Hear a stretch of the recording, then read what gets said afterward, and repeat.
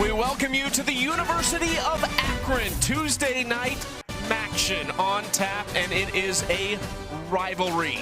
Kent State making the short trip from Kent, Ohio, here to Akron to try to steal back the wagon wheel from the Zips, who have won this matchup the last 2 years. Alongside the former Notre Dame star Darius Walker, I'm Chucky Kemp. Well, these two teams have combined to go to 7 bowl games in their program's history. Both coaches stressing how big it is to play meaningful football in November, which they are both doing right now for the first time in a long time. Yeah, and it's really a big deal for both of these teams. One of the marks of a successful season is playing in a bowl game, and so we've got two teams that haven't had the best year by their own standards, but they both have an opportunity to win out and to make it to a bowl game. So to me, to have this opportunity in November marks for a successful season. So I suspect that we might see some really good football on a cold, chilly night here in Akron. For Kent State, they are going to be somewhat reliant on the big play tonight, trying to create those, and one guy who can do it is Cade Wolford, their slot receiver. He's been fantastic all season. The stuff I love about him is he's actually a former running back. So he's a running back in high school, played running back, and I think that comes out in his play to a degree, because when you see him catch the football, he can make guys miss, use some vision, get skinny in the hole, all the stuff that a running back can do. He does it as a wide receiver with the football in his hand. So I like what number 21 does. Expect to see him fly around the field today. Keep an eye on 22 for Akron. That's Jordan Gant, who has a chance to become their first 1,000-yard rusher since 2008 with 150 yards tonight. It would be so exciting to see him get over 1,000 yards today. I hope that he can do it, but he's a really good tailback. You know, he played at Tennessee State under Eddie George, and I think because of how good Eddie George was, we see a lot of that come out in Gant and how he watches film, how he prepares for game, what he does with his balance. He's a real good tailback. I'm excited to watch him compete today. Veterans. We honor the veterans today on this freezing cold Tuesday. Our service members fired up for this one. Joe Moorhead in year 4. Darius trying to put together back-to-back years of improvement, which is something that Akron desperately needs to see for their football program. And I think we've seen it some. We've certainly seen it in how they play. I think their quarterback, Ben Finley, has grown from a year ago. So you see it trickle down on this team and on this staff because of what Moorhead has done over the past 3 to 4 years. It's starting to play itself out. On the other side, it's Mark Carney, who, what a year it's been for him. Named the interim back in April. They removed that tag just a couple weeks ago. October 30th, named the full-time head coach, and what a job he's done for a program who was 1-23 over the last 2 seasons to have them in a spot right now 3-6. Probably a couple games they've left out there as well, but an opportunity if they can win out to go to a bowl game. He's definitely got this thing trending up, especially when you look at the past 2 weeks. They're playing good football. Kent State won the toss, and they want the football. That's one of the best return men in the country. Darylis Clark deep to return, and I would be shocked if he gets an opportunity to do so tonight on the short kick. But it's going to be great field position for Kent State near the 40-yard line to start this game. An offense that, for the last couple weeks, 2 of their highest point totals have come in the last 4. That's Drew DeShields, their young redshirt sophomore quarterback, who has dealt with all kinds of injuries. He's torn his ACL in his right knee 3 times, but he has battled back to be here and is having a pretty good first campaign as a starter. What resilience he's shown just to be out here and available after tearing his knee up 3 times. He's a really good quarterback. Got to settle in and see if he can start fast here tonight. Had to sit and watch the last 2 years. A lot of mental reps for Drew DeShields, and they say when he gets the opportunity to use his legs, he's going to be even more dangerous. That's trouble on the snap, though, right out of the gates, and that's something that has haunted Kent State, just miscues. Looks like DeShields is ready for it. That ball is just low. That was a low snap from Austin Rivera, the transfer from FIU. Now, the thing about this offensive line, Chucky, is they move different guys around. So you could see a different center, you could see a different guard. This offensive line switches positions a lot throughout the season. Dustin Morrell would be their typical center, but you said it, there's been a lot of moving parts, injuries. It's a hard running on a cold night by Gavin Garcia, finally knocked down at the 42-yard line to set up 3rd down, tackled by Roderick Hunter on the play. Something these safeties in this secondary for Akron are going to have to do, come up and make plays in space. 3rd down situation. I'm looking for Cade Wofford, number 21. He's the guy they like to go to. He'll be in the slot towards the top of the screen. They like to feature him in these critical moments. 3rd and 7 to Shields. Throwing off his back foot. It was an awkward play, and it's incomplete. Pressured by Cyrus Durham. Durham is a guy who's going to make a ton of plays for this defense. You see number 10 flying all around the ball. It's a fantastic start for Akron on defense to get themselves off the field. Charlie Durkin on to punt to Sean Patrick. Spiraling kick caught by Patrick at the 18, makes one miss and headed to the near sideline, but he trips up around the 25. Good start for Akron defensively, trying to win and lift the wagon wheel for the 3rd consecutive year. It's been kind of a streaky matchup. Ben Finley, a guy is a 2nd-year starter, thrown for almost 2,000 yards, 2 or more passing touchdowns in 6 of the last 7. This is an offense that's been heating up a little bit over the last couple of weeks. Really, with his progressions, he's gotten much better with being able to get to option 2 and 3 during the route tree. We're seeing the growth here on display tonight.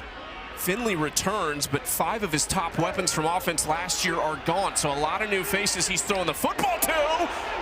That is caught. Almost intercepted. Marcel Williams with his 26th grab of the year. Yeah, I thought Joel Boma, number 12, coming down from his safety position, had a chance to pick that off. If he had gotten his eyes around a little bit quicker, he had gotten down there to grab it. 2nd and 2, nice throw over the middle. That time it upended is Kyan Mason. They've got the first down.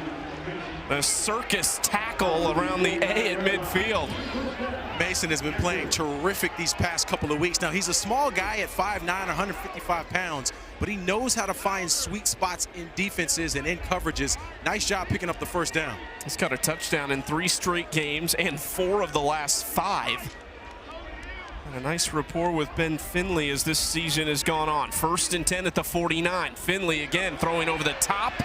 1 broken tackle and dragged down at the 46. Connor Kravac, another guy who's been heavily involved in the offense recently. That's his 15th grab of the season. Yeah, he's really playing like a veteran. This is his 3rd season in this system, and he's really starting to grow. His first time starting. But you love to see a guy who stuck around a program for a while get his opportunity to play. Kravac's been growing. 11 of his 14 catches coming over the last 5 games. Has another one right there. 2nd and 4. Handoff to Gant. Gets through the hole. A stiff arm and he dives ahead past the 35-yard line. First time we've called Jordan Gant's name tonight. I like this left guard, Amari Archer, number 55. Watch him get up to the 2nd level and push his guy inside. That space is created to give Gant just a little bit enough room to be able to get up to that 2nd level. The big guys up front are critical for this Akron offense if they're going to continue to run the football with explosive plays with Gant. Gant leads the MAC in rushing attempts and yards. Remember, entered the night just 150 shy of 1,000. Here's Gant again, dragged from behind and carrying a defender all the way to the 20-yard line for a pickup of 13. Rollison on the stop. Zips have already found something on the left side of this offensive line with Amari Archer and Darnell Johnson Jr., number 78. 78 and 55 are moving their defenders in front. When you get that kind of push, Chucky, you stick with it. You continue to run to the left side of this offensive line when they're dominating the way they are right now at the line of scrimmage. Max Wisner motions into his tight end position.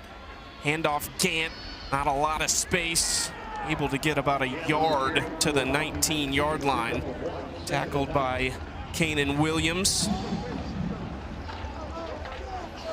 Williams, a returning starter on this defense that still has plenty of struggles. One of the bottom units in the league, but significantly better than a season ago, averaging 10 less points per game allowed.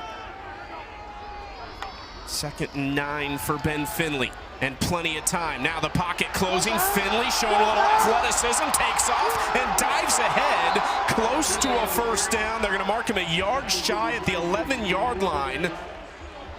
This is an excellent job by Finley. He wanted to get the football to Jordan Gant in his outlet, but Gant hadn't turned around yet. So since he hadn't turned around, Finley just decided to tuck it and run, pick up as much as he could. Nice decision-making from the quarterback in a stressful moment when he was looking for his outlet. Finley's brother Ryan threw for over 10,000 yards at NC State, was a 4th-round pick in the 2019 NFL Draft. Not necessarily known for his running ability, but showing it off right there to set up 3rd and 1. Now it's Sean Patrick in the backfield with Finley. Kravac in motion. Hand off Patrick, they were all over it, and they drop him at the line of scrimmage short. Joel Cordoba coming downhill. That's a true freshman making the stop. I was wondering when Kent State was gonna do this, load up the box and then blitz the safety. That time Cordoba did a nice job of waiting till the last second right before the football was snapped before showing he was going to blitz. That's a young player, just a true freshman, making a big-time mature play. Akron has had serious red zone struggles. They've been in the red zone 36 times. That's 2nd most in the MAC, but they only score 75% of the time. That is a 10th in scoring rate in the league, as they'll take a timeout and talk this over. Cherokee Valeria, what a year it's been, not just for the head coach, but all the assistants as well. Valeria came in as the DB's coach in February, elevated to defensive coordinator in August, Darius. So a little bit tough to implement your entire system exactly. So he said, look, kind of put it in sections, maybe change up some of the verbiage to what they want, but a serious challenge for him. I mean, a big challenge for sure when you're talking about terminology, but also just when you look around this defense, there's a lot of young players. Young players need structure. Young players need foundation. So you're having to build a foundation with verbiage in a system that's not yours. So Valeria really has a tall order and a tall task, but he seems to be up for it. Not to mention the fact he's a former wide receiver himself as a player. Always loved defense, so exciting to watch him continue to grow as a coach as well. 28-yard field goal right in the middle of the hashes for Matthew Sharam. Good snap and hold. Kick is up, and it is good to put Akron on the board first. With 8:43 to play in the first quarter, the wagon wheel is up for grabs tonight in Akron, Ohio. Zips in front.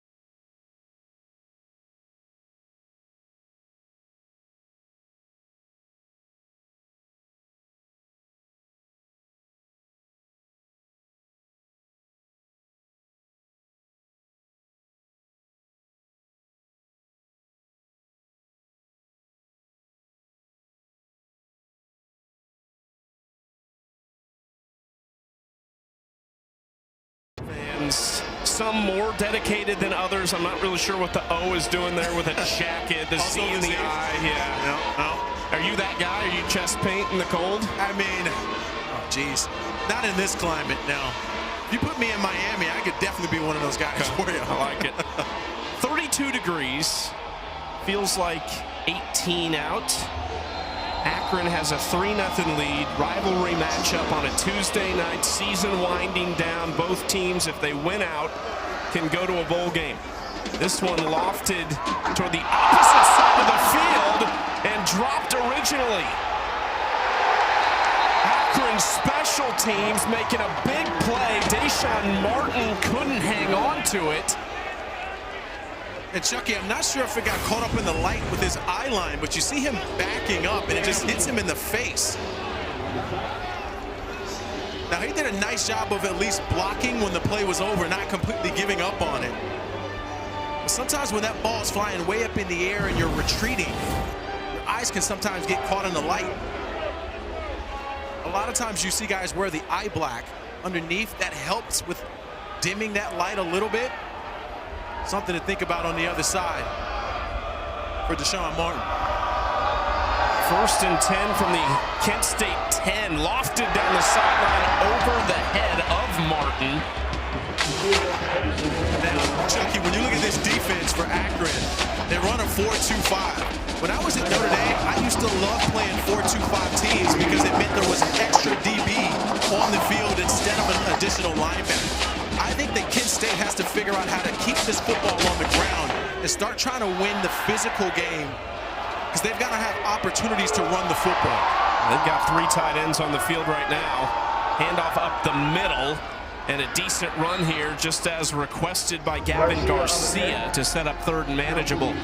Garcia, it's his 4th year in the program. He has some wiggle to him as well. He's kind of their home run hitter. Now, they usually have a 2-back system, and Garcia and Jordan Nubin, number 27. Nubin's a little bit of the bigger back. He's coming into the game now. He's right next to the quarterback in Drew DeShields. 3rd and 4 for DeShields.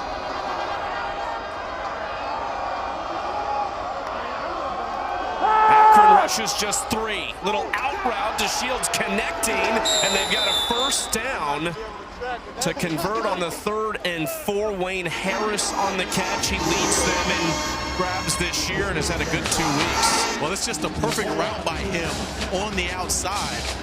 That's the true make of a quarterback and a wide receiver being on the same page. DeShields another quick throw out quickly to his tight end. They've got a good gain on 1st down. Tarek Mulder on the grab. Like to see wide receivers blocking on the outside as well. Deshaun Martin, number 1, did an excellent job of leading up on that play to give Mulder a little bit more space to pick up some more yardage.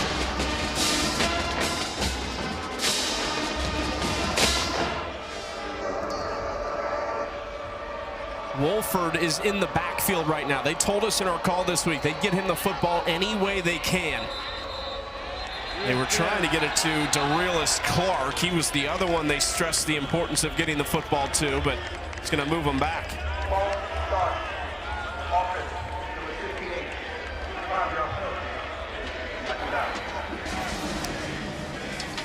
Cade Wolford, Darius, haven't said his name yet, but he is a dangerous playmaker. 400 yards on just 16 catches and 6 touchdowns.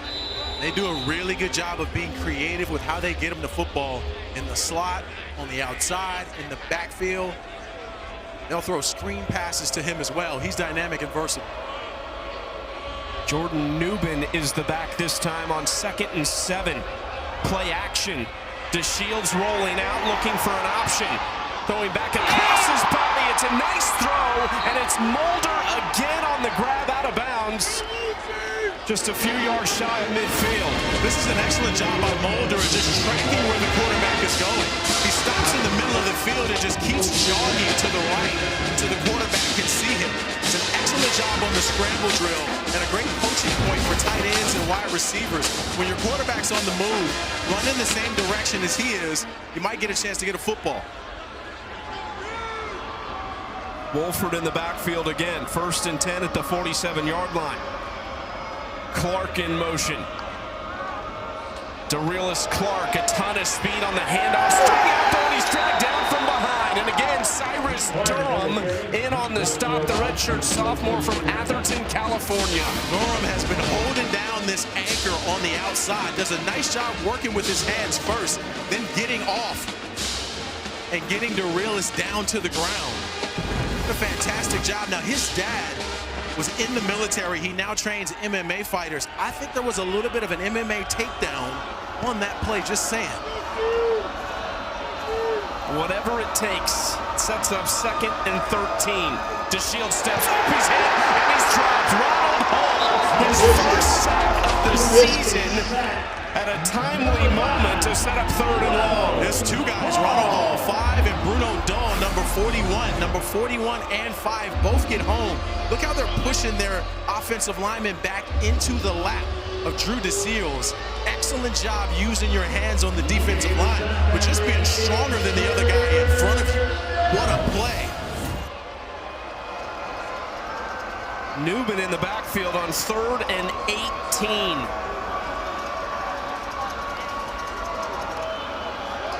DeShields, plenty of time, just a 3-man rush, hit hard. He got his man across midfield. He'll be about 6 or 7 yards shy of a first down. DeShields is laying on his stomach. He took a shot right after that throw. Looks like Melvin Spriggs is the one who got him, number 42. For an injury to a player on offense. Now, DeShields did a good job. This will be a media timeout. Trying to keep his eyes down the field, but we'll check on DeShields when we get back.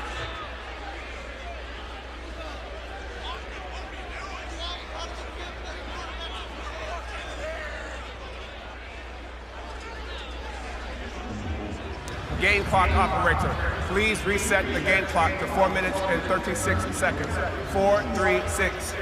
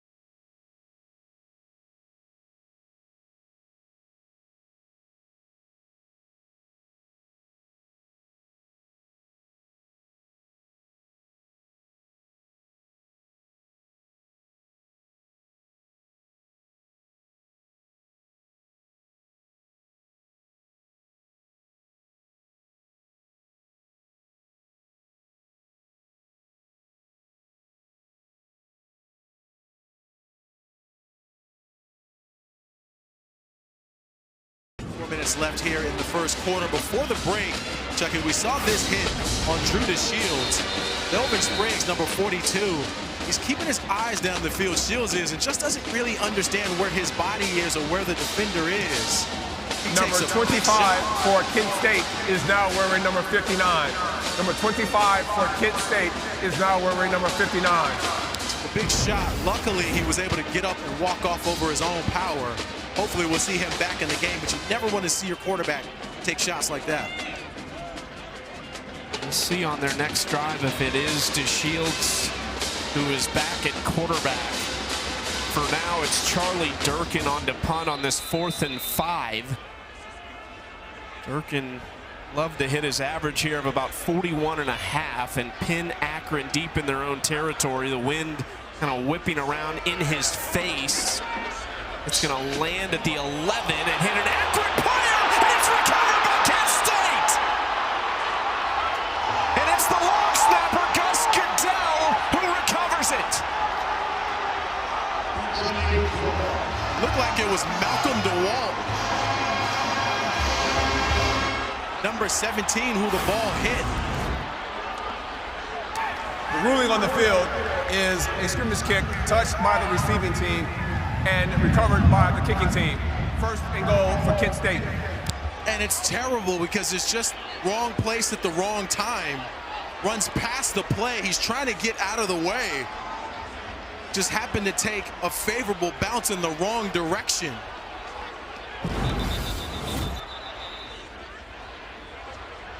The ruling on the field is the kick was touched by a member of the receiving team and recovered by the kicking team. That play is under further review. Take another look at this. To see DeWalt running past Patrick. His eyes aren't even in front of him. Ball hits him in the chest. Now sometimes, Chucky, you would see the punt returner run and like wave his hands just to try to signal to everyone else that they need to get out of the way. The coaching point on that is if you're the gunner and you see him doing his arms back and forth, you would just run to the sidelines to get away from the football. It's not really his fault in this case, but that if there's something to learn out of this situation is to make sure that the returner is letting his teammates know that he's letting the football go so they can get out of the way. They're just confirming that this did, in fact, hit DeWalt, which clearly it did.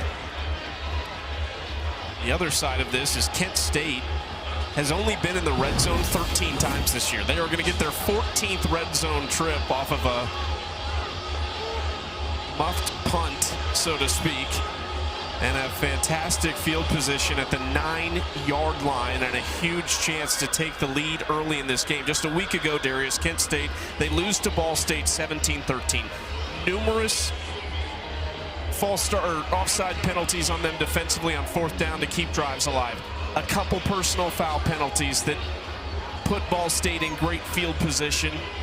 They had a trick play get intercepted. They had a field goal made, but had to retake it because of a penalty and missed. After further review, the ruling on the field is upheld. First and goal for Kent State. They're feeling good right now that something has gone in their favor. Well, I think you've certainly seen spirited play from them the past 2 weeks, too, in addition to that Ball State game, which, to your point, they should have won. The game before that against Bowling Green, they came back from a 21-point deficit to win that game in the second half. So you're seeing bright spots of play by the Golden Flashes.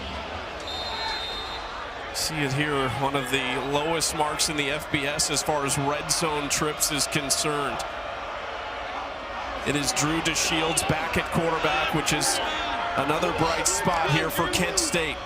Handoff up the middle to Garcia, breaks one, runs through the chest of another down to the 3-yard line. Gavin Garcia hunting his second touchdown of the season. This is a big-time run from Garcia. Harvey Branch, the nickel, came down to try to make a play. He got run over. Garcia again, trying to find a way through the hole and backs his way into the end zone. Touchdown!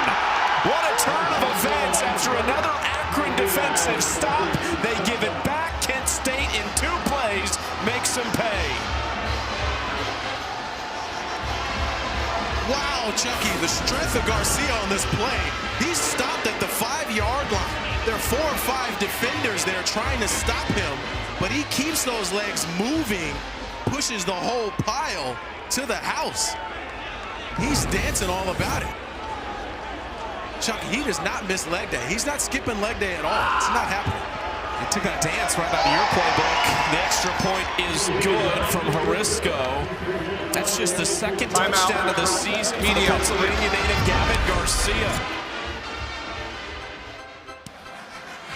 Game clock operator, please reset the game clock. Shades of Darius Walker.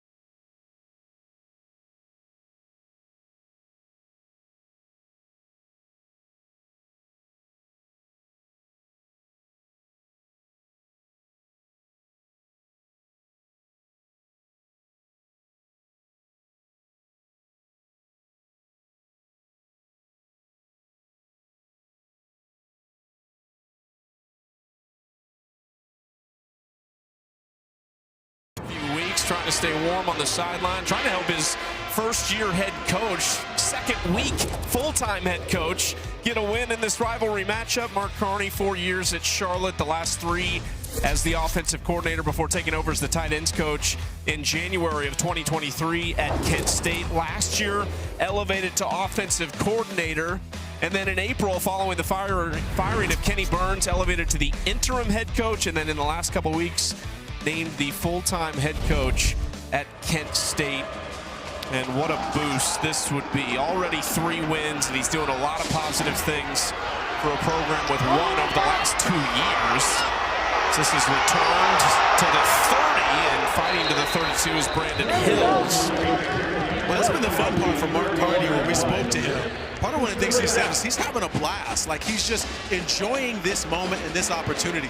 It's not usual for a head coach to get his job as an interim and then also get elevated to be the head coach, but he's taking it in his stride, and I just love his enthusiasm. I love his positivity. He's obviously coming out with the play on the field, but I think he's got his head in the right space. Loves Northeast Ohio, born in Cleveland, played quarterback at St. Edward High School in Lakewood, Ohio. Now looking for his defense to make a stop. 7-3 Kent State lead, handoff to Gant going left side, tackled at the 34, a pickup of about 2 yards on first down.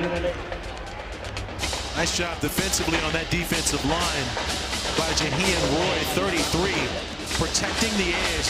It's exactly what Kent State's going to have to do with the defensive end position. Whether it's Jamon Mathis, number 4, at defensive end now, or Roy, 33, on the other side, they got to protect the edge. Finley looking across the middle. It's dropped off the hands of Kyan Mason. Would have been a big pickup across midfield, but a miscue, and it sets up 3rd and 8.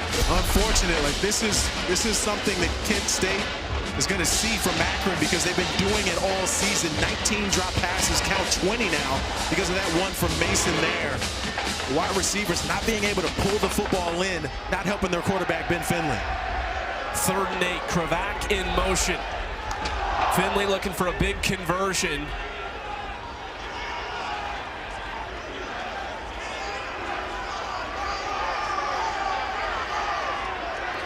Gant is the running back. This is a young wide receiver group, but very talented. Finley rolling out, directing traffic, and he got his man. It's Marcel Williams right on cue, the redshirt freshman from Hollywood, Florida. Smooth hands from Marcel Williams here. He's going to break out on his route, sees the quarterback moving, moves in the same direction. Excellent scramble drill technique there, but using those hands to pull the football in. And Chucky, that's one of the things we've seen with Akron with some of their wide receivers trying to catch the football, just not using their hands the way they should with bringing the football in. 1st and 10, Gant in the backfield. Here goes Gant shooting through the hole. And has a good pickup on 1st down. They'll mark him at the 44-yard line, tackled by Joel Cordoba. This is the recipe for success for Akron, being able to run the football on early downs and pick up 6 to 7 yards. What it does, Chucky, is when you get into 2nd down, now the whole playbook is open. You can take shots here, you can do screen passes here, move guys around. Helps the offense to stay on schedule when you can pick up a lot of yards on 1st down.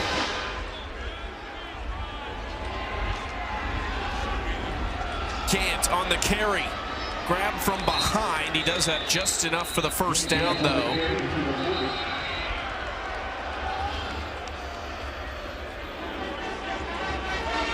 For Akron, Chucky, one of their starting right guards, Keelan Davis, number 56, is one of the few returning starters they have up front. He's getting a lot of push at that right guard position in that A-gap. If I'm the Zips, I'm looking at continuing to run behind him because right now he's putting on a clinic on that offensive line. 1st and 10. Finley dropped the football. Scoops it up, fortunately for Akron, and they limit the damage to about a 4-yard loss. Couldn't see if he actually got bumped here, Chucky, or not, but Jordan Gant was not looking for the football at all. Looked like he wanted to give it to him, but Jordan Gant's assuming he's not getting that football. Might have been Jordan Gant's hand his right arm that knocked the football down as he was going through the play fake. Heads up play by Finley, but that was almost a disaster for the Zips.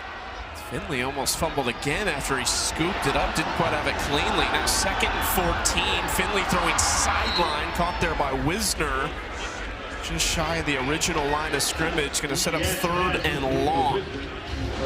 This wide receiver group for Akron is really young. They've got Israel Polk as a redshirt sophomore. Ken Mason is a redshirt freshman. Marcel Williams is also a redshirt freshman. So a lot of young wide receivers out on the field right now for the Zips. Guys needing to grow up in a big way. And a lot of young DBs on the other side of the field.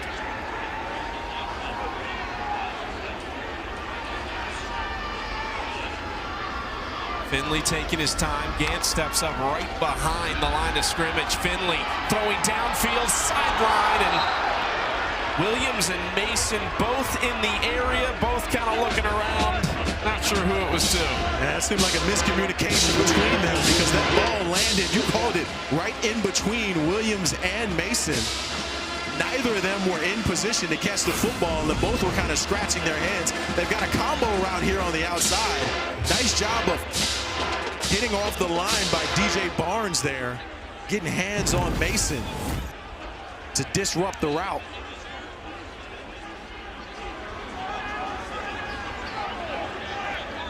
Joseph Castle punts this away. And fair caught at the 8-yard line by Wayne Harris. And that'll do it for the first quarter. Kent State, thanks to a special teams miscue from Akron, leads it at the break. The battle for the wagon wheel. The Zips have won it back-to-back years. Kent State had a great run for 4 straight wins before that. Doesn't matter tonight.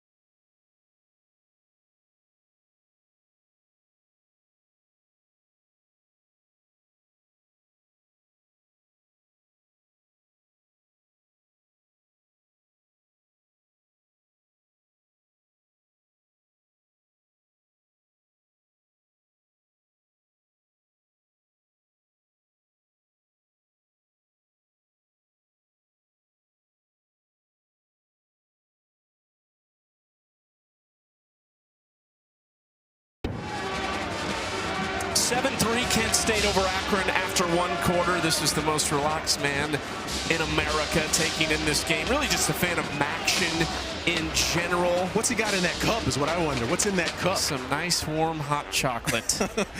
You got to have that to hold your head up, though. You need that sugar rush. The wagon wheel on the line tonight. First meeting back in 1923. The wheel became a part of this in 1946 and has been awarded to the winner ever since. Back-to-back wins for Akron in the matchup. DeShields throwing first play, broken tackle outside. Wayne Harris spinning around to the 26, and a good start for Kent State to get out of their own end zone, essentially. What a move from Harris here after he catches the football. Going to take one step to the other way and break a tackle, then get up the field for more yards with a spin move at the end. That's a recipe of success for Kent State, is being decisive with their play calling and decisive with their moves. Excellent job from DeShields. 5 of 7 already tonight. It's a young receiving core for Kent State as well. Lost their top 2 playmakers from a season ago. Throwing out wide, caught by Martin this time. He reaches ahead and likely going to have a first down on back-to-back plays. Last year it was Krishan McCray, who transferred to Michigan State, and Luke Floria, who's currently on the Browns practice squad. Well, I love the 2 calls from Clay Patterson, the offensive coordinator for Kent State. 2 stop routes on the outside. What they're seeing defensively from Akron right now is there's a big cushion at the corner position. These corners have been 10 yards off the wide receiver. Well, a good offensive coordinator is going to say, I'm going to take what you give me there, run stop routes. 2 big pickups. First and 10, handoff Newbin, kind of ping-ponged in between the linemen to the 40-yard line, tackle by Javon Frazier, twin brother of Devon, who you'll also see on the defensive line for the Zips. This is the story for Kent State. They're going to have to keep the football on the ground, try to see if they can pick up some more yards to mix it up as we get a look at Clay Patterson, the OC. He's been doing a fantastic job of calling plays tonight. Elevated the full-time offensive coordinator in August. He was the co-offensive coordinator a season ago with Mark Carney. Ardell Banks makes the catch on that play, and it's going to be 3rd down for a Kent State team who is last in the MAC at just a 26% conversion rate. Now, Cade Walford's coming back in the game, number 21. If you're Akron, you want to figure out where he is. He's going to be at the slot towards the bottom of the screen. Look for number 21 in these big moments for Kent State on offense. Newbin is the back on 3rd and 4. DeShields talking to his offensive line that has been in flux all season. Plenty of protection for DeShields. Steps into it. Was there early contact? There was not. And it's incomplete. Mekhi Flowers, the junior from Harrisburg, Pennsylvania, in coverage. This is one of those moments where DeShields just got to take off with the football. Look at the middle of the field. He would have a blocker in front if he just took off just to try to run instead of trying to force that football. So I understand that in these moments you want to try to go through your progressions, but tough situations, 3rd down situations is short. You just got to take what the defense can get you to pick up the first down. That's a miss by the quarterback. Durkin, the low, kind of shorter punt, but it takes a Kent State bounce and rolls all the way down inside the 10-yard line.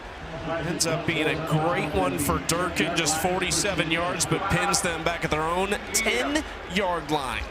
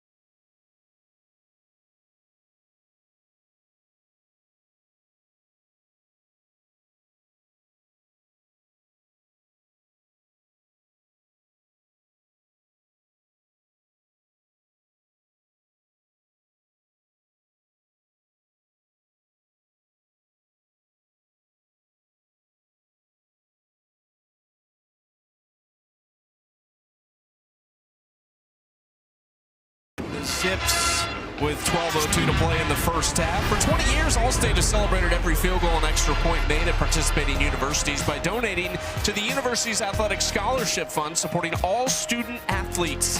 Thank you to All-State. Akron back with the football, trying to put together a drive. What have you seen from this offense so far that you like? Well, they've been mixing it up really well. I think the run and pass. They go to the run on first down. It's going to be a gain of just a couple for Sean Patrick.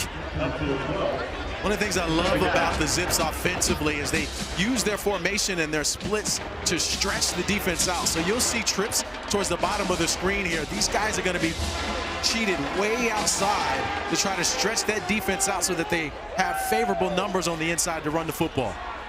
Back-to-back wins for Akron, trying to make it 3 straight. It'd be the most wins under Joe Moorhead as head coach. They go outside to Marcel Williams to pick up the first down.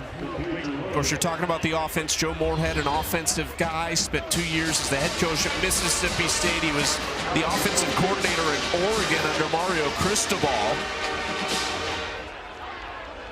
as well as at Penn State.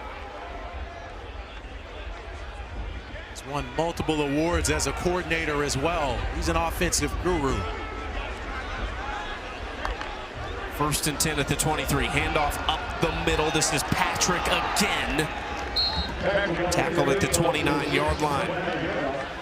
Colin Lyons, number 72, has been blocking his tail off in the middle of this offensive line this series, pushing his guy back 4 to 5 yards. And anytime you get that kind of push from the offensive lineman, if I'm a running back, I'm going off to the sidelines and saying, Coach, you got to give me the football. They are winning up front right now. Second and 3. Handoff Patrick again. Now they're going to throw it. Finley throws a strike to the 40-yard line, caught by Williams again, who has been all over the place. They move the chains. Williams does an excellent job of just contorting his body at the end of this route here. He's going to stop, settle down, and then pimp himself to the right to catch that football. Nice job of just showing the athleticism of body control to be able to get your body in the right spot to catch the football. Williams, 4 catches, 42 yards already. Finley going to air it out downfield, and it's Williams again to the 25, spinning back across field, and falls down at the 18-yard line. Now, big night for Marcel Williams. We've seen Joe Cordova, number 21. This is the second time at safety where he's been out of position. He runs up, and then the ball gets behind him. I'm not sure what he's seeing with his eyes, but we've seen him do this 2 times where he has run up, and then the ball has gotten behind him in the exterior. The safety has to be able to settle in, or he's going to continue to be a liability for this defense. True freshman in the secondary, a redshirt freshman in Marcel Williams, who has been on fire the last few weeks, continuing that first and 10 at the 18. Finley throwing over the middle and hitting again. This time Kyan Mason inside the 10 down to the 7. The short passing game right now for Akron has been on fire. Slant routes, stop routes, anything in the middle of this defense has been working really well. Ben Finley seeing it, he's being decisive and delivering the ball very quickly. First and goal at the 7-yard line. Finley on the keeper, dives ahead to the 4-yard line. What a play by Campbell Jr. there, number 11, the defensive end for Kent State. Nice job of forcing Finley to keep that football instead of giving it off to Jordan Gant in the option play. Jordan Gant back in the backfield on second and goal. 4 yards to the end zone to take the lead here in the second quarter. I like Israel Polk, number 5. He's at the bottom of the screen, split out, giving him an opportunity in the corner of the end zone. Could be a good recipe of success here for Akron. 3 underclassmen receivers in the trip set. This is Gant, dives forward and into the end zone for the touchdown. His 6th of the year to put the Zips in front.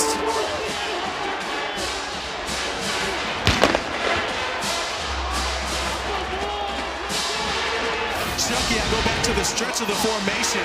They've got the numbers that they want on the inside, so it makes it easy to hand the football off to Gant because they split out those wide receivers to the bottom to stretch out that defense to give themselves some running lane for Gant to work with.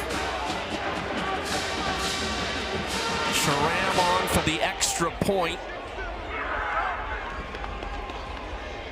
Nice job by the holder on that to get it placed for Sharam. The snap kind of behind him, but it's Jordan Gant into the end zone and Akron in front. This is the textbook strategist in Joe Moorhead calling plays here, stretching the defense out with the formation, and then the right call to run the football on the inside.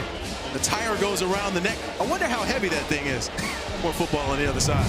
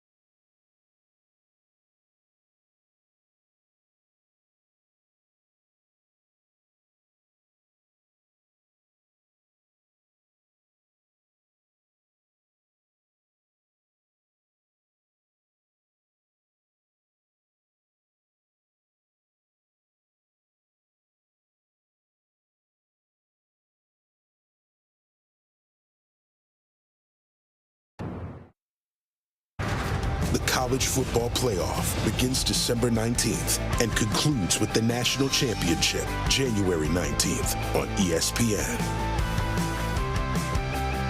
And playoff implications galore in our ABC Saturday College Football triple header. Number 9 Notre Dame taking on number 22 Pitt at noon Eastern. The College Game Day crew will be there to start the day. Then 4th-ranked Alabama hosting 11th-ranked Oklahoma in the SEC. Will cap today with Arch Manning and number 10 Texas squaring off against Gunnar Stockton and number 5 Georgia. Each game also available on the all-new ESPN app. How about your Fighting Irish? Lost their opening 2 games of the season by a combined 4 points. Haven't lost since. Yeah, they look pretty good. You got to give credit to Pitt, though. Pat Narduzzi, he's been there 10 years now. He's got that thing rocking and rolling in Pittsburgh with some good football. I'm already planning, since our game's today, I'm planning my meal. We can talk about this in a little bit. Planning my meal for that game on Saturday. Okay, I like it. What are you eating? Steak. Okay. Steak. Are you cooking? Oh, yeah. Oh, yeah. The grill's coming out. Well, it's been out, but, you know, I'm using it. I have had not one invite out to Los Angeles to the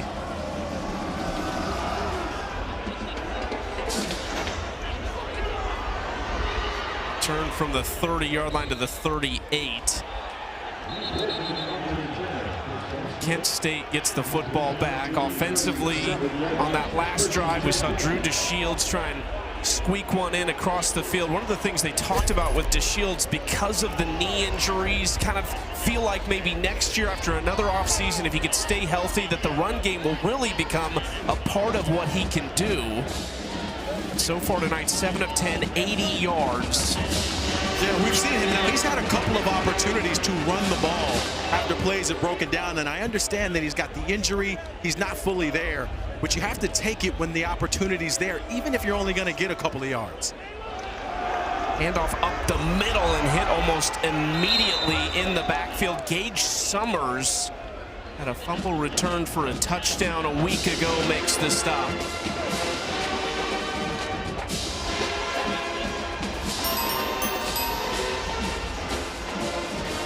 Toledo, Miami tomorrow night on ESPN 2/7 Eastern. More action for you.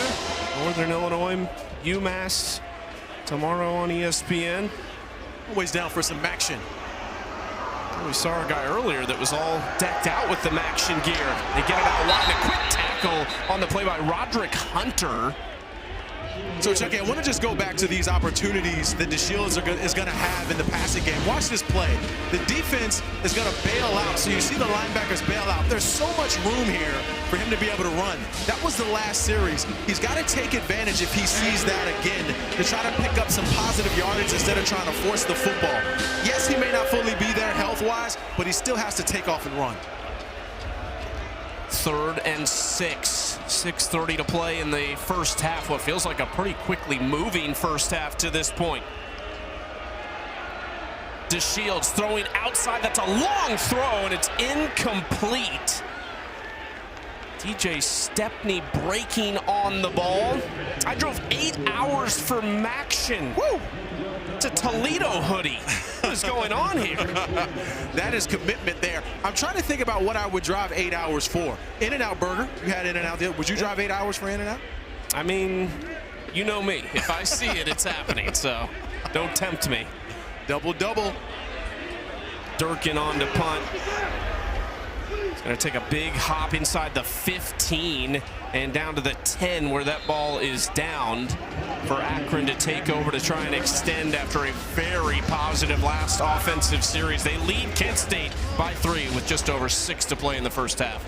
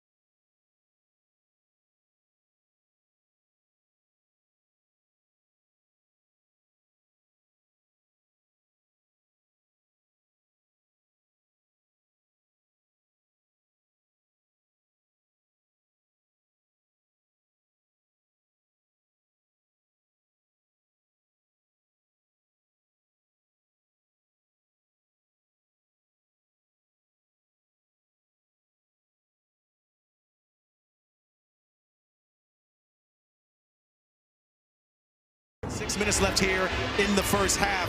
Jelani Davis, he's a big man, 6'2", 285 pounds, but in that game against Bowling Green, he took control towards the end of the game. I think they're going to need that here right now for number 95 to make some plays to put some pressure on the offense.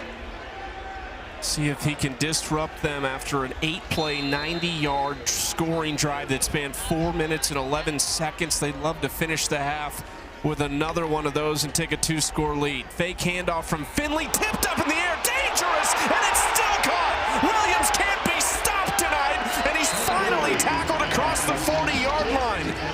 One of the first times that Kent State's get home with pressure on Finley.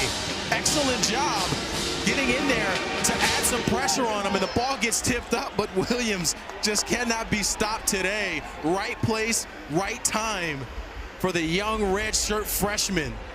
The concentration to catch that football off the tip, seeing all those white jerseys in front of you, big time play from the young man.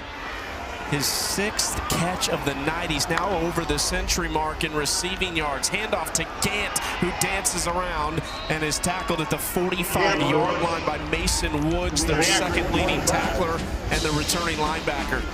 This has just been incredible what Joe Moorhead has done on the play calling here, because he just continues to mix it up. Finley's 10 of 12, 152 yards. Has 8 carries for 44 yards. He's been fantastic on the play calling here tonight. And he is the play caller. He's the head coach. He's the offensive coordinator. Not going to give up those play calling duties. It's his baby. You know, what are you going to do? 2nd and 7 now for Ben Finley. Throwing. Williams, 7th grab tonight to the 50-yard line, 2 yards shy of a first down. A bunch of white jerseys in the area. Woods, one of them again. Williams says, I need a break for a second. Give the guy some water. A chance to catch his breath there. Incredible job again just on the play calling. We're literally seeing run play, pass play, run play, pass play. Every single time mixing it up. He was taking the chain off.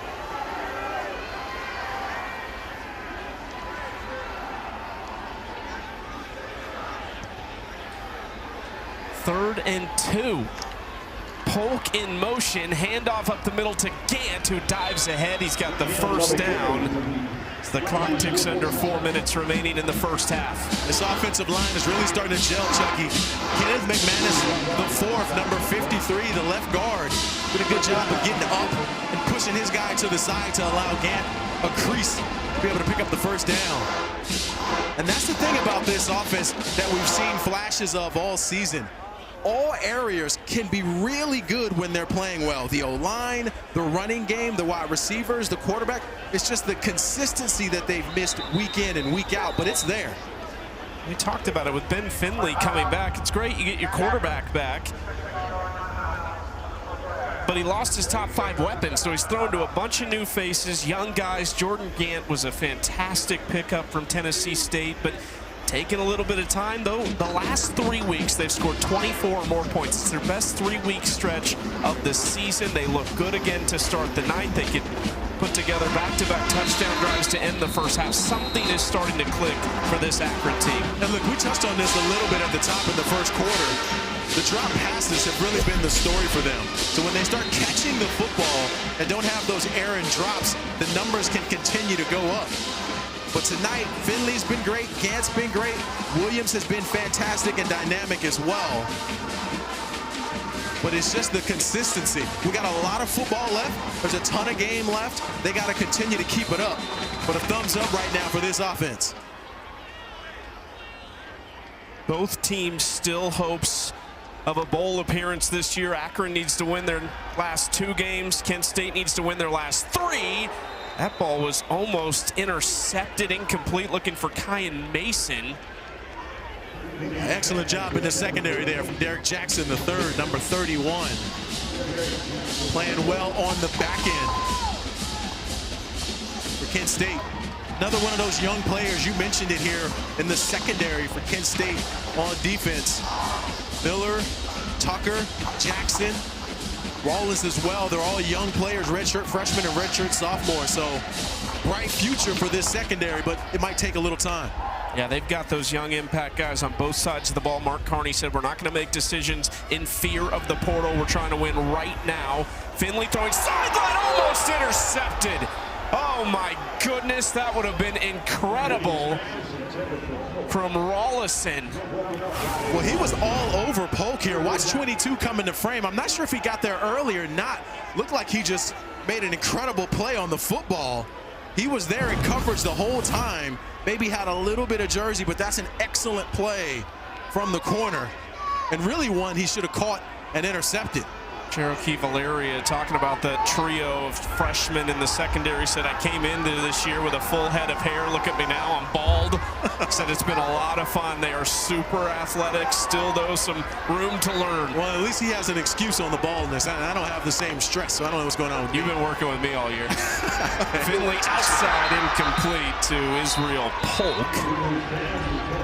You had flowing locks just 2 months ago. Flowing locks indeed. This offense has been terrific, but a nice job by Kent State getting off the football field. In that young core, and that's the thing that we spoke about with Valero, that he talked about when you've got young players. There's going to be ebbs and flows. It's a roller coaster ride. Sometimes these guys play well, sometimes a mistake or something is made, but the key is to continue to press on and keep that positive energy going. He's done a great job of that so far in his tenure as defensive coordinator. Oh, that was almost blocked. Sent away to Wayne Harris, takes a sideways bounce. And it's going to be downed at the 12-yard line. 3 minutes for Kent State to try and drive down the field and tie or take the lead. We have not seen a lot from Cade Wolford tonight, Darius, who we highlighted in our open. It's Garcia who has the touchdown for them, but you got to think they got to get him the football. Well, we saw them too. If you remember back a few weeks ago when they played Toledo, the very first game of offense, they took a shot with Cade Wolford down the field. They just haven't done that yet. The aggressive nature that we've seen of them over the past 2 weeks hasn't come out yet. So you have to wonder that with 3 minutes left in the half, trying to get back ahead, maybe they take some shots here this series. 1st and 10 at the 11-yard line. DeShields, clean pocket, deep man, open, here it is, down the sideline, DeRealist Clark is gone.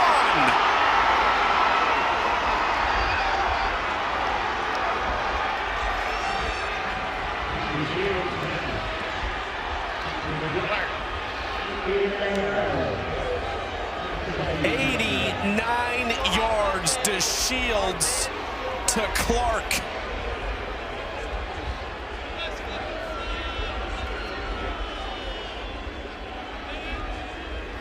I certainly appreciate when we ask for it, Chucky, that they give it to us. What an incredible play. The aggressive nature of this offense is back in this football game. Parisco tacks on the extra point. DeRealist Clark's biggest impact this year, Darius, has been in special teams, but certainly that's one on offense. Watch Ben Kamara here, number 14. He's at corner. He falls for the double move. DeRealist comes up about 10 to 12 yards, does a stop route, turns around for a couple of steps, and then keeps going on the double move. Kamara bit on it, hook, line, and sinker on the outside, and it's tough because Kamara has been playing well on the outside. They haven't taken a shot yet, and I think because of that, he just kind of got flat-footed at that point of the double move. But that was a juke out if you've ever seen one. And DeRealist continues to be a big play machine for this team on the special team side and now on offense. DeShields to DeRealist, quite the combination for the 89-yard touchdown. And what a turn of events, thinking, well, they've got 3 minutes to go down the field and score. They take one play. It's been a big part of their offense this year. Mark Carney finds himself ahead in this first go in the wagon wheel rivalry. Well, I have to tell you, I mean, I don't know about you. I'm having a great time. It's action, man. We love action. And the ball will not stay on the tee.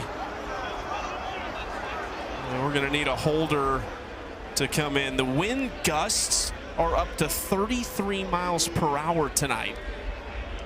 We have felt that a couple times in the booth.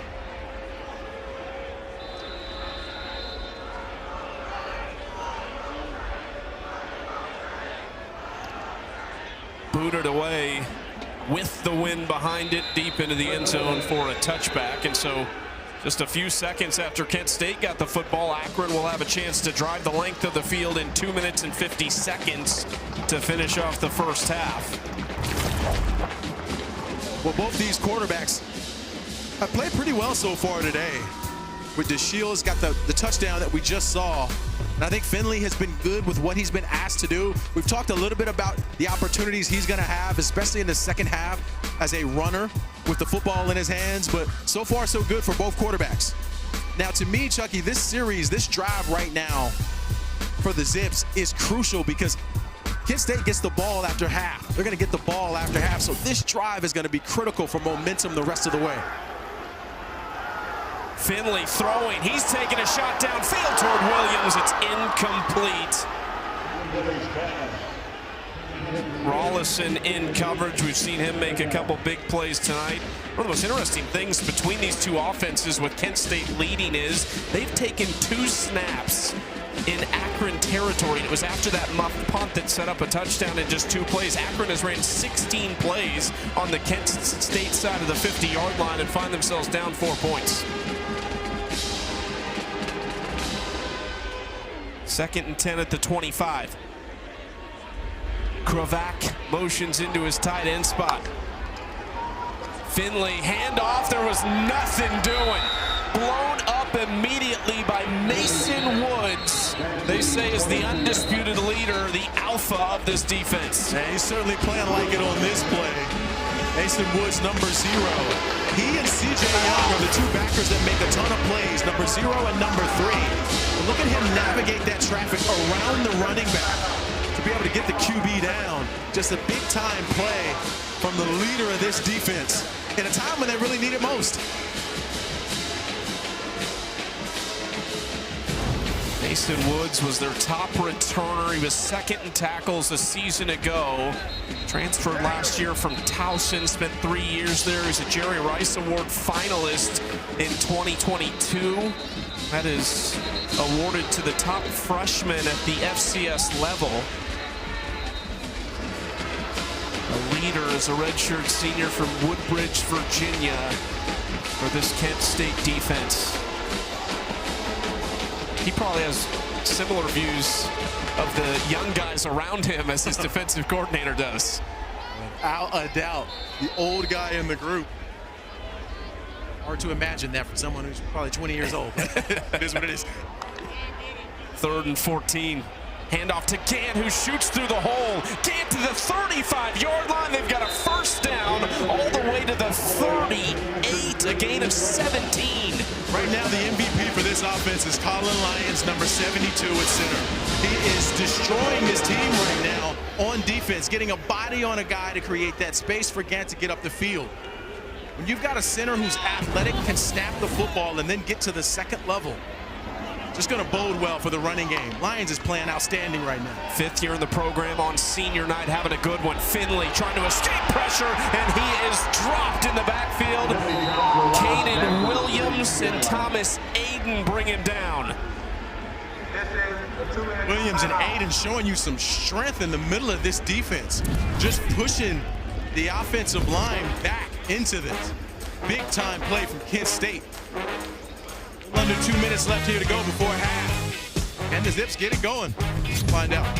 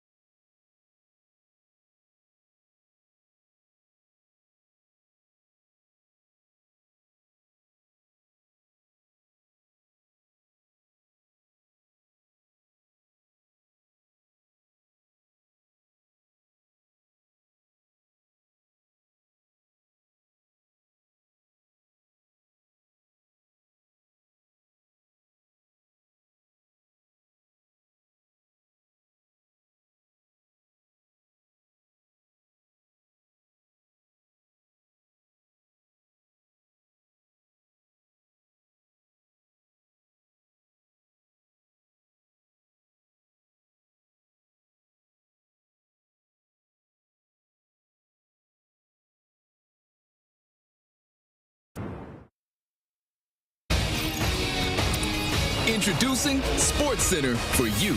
Personalized every single day. Now available on the ESPN app. Powered by your favorites.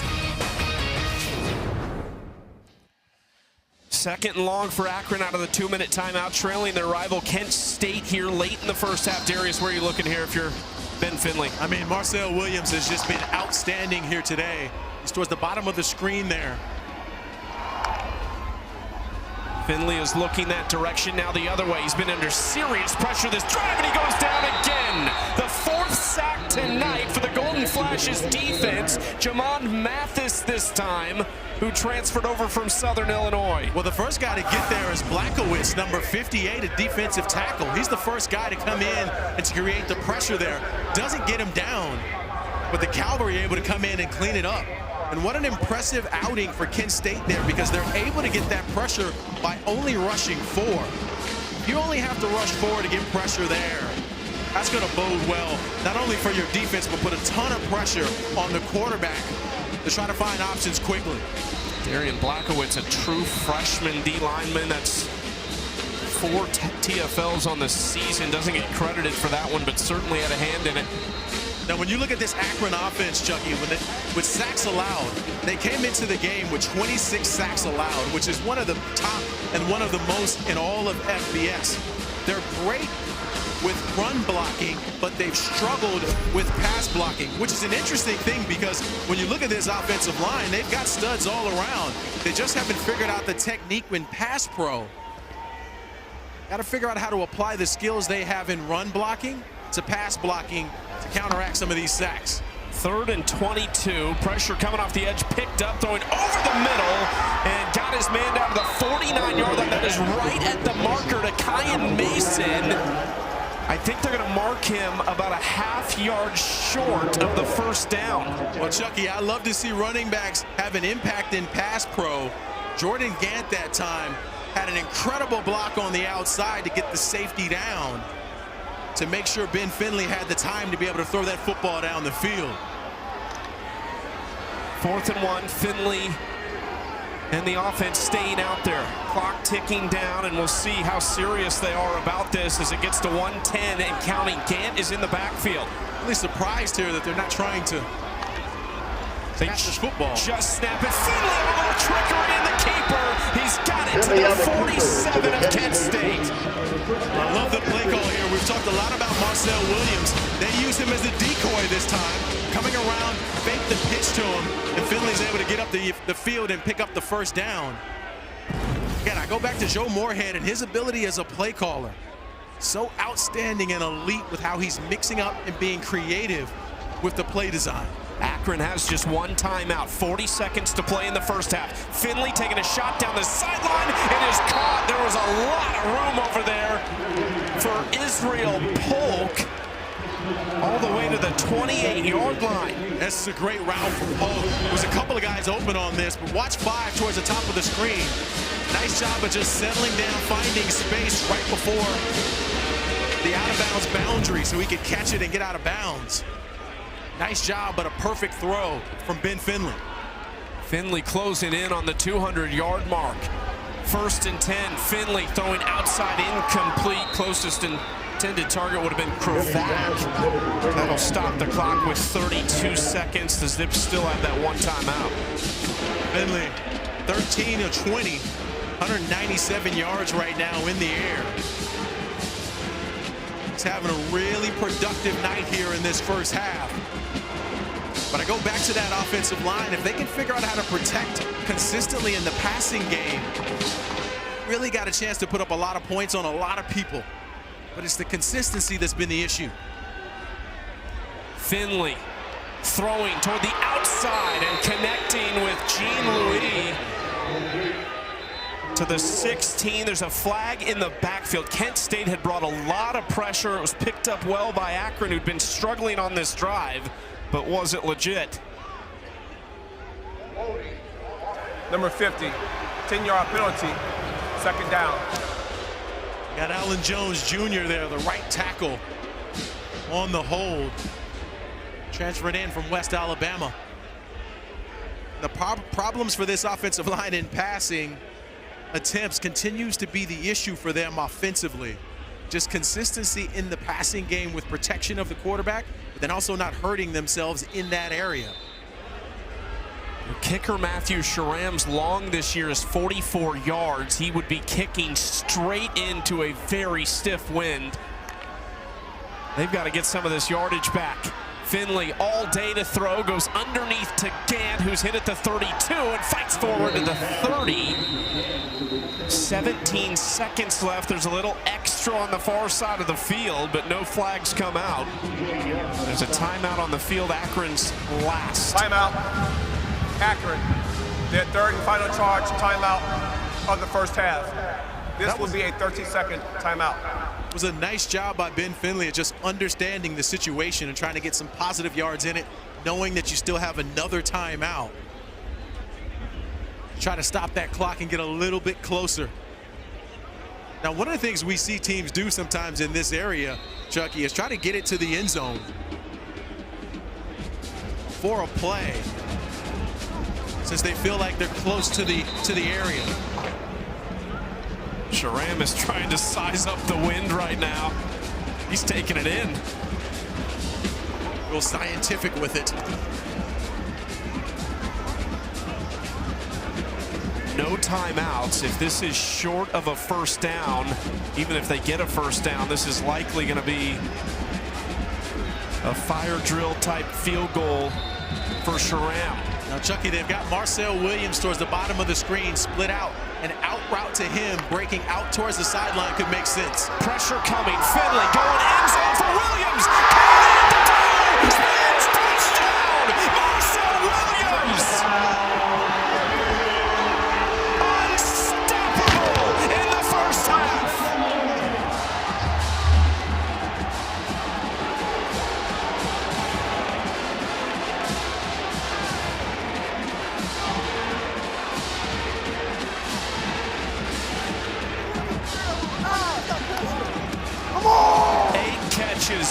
$155 and a touchdown for Marcel Williams, just a redshirt freshman who has caught fire in these last 3 games.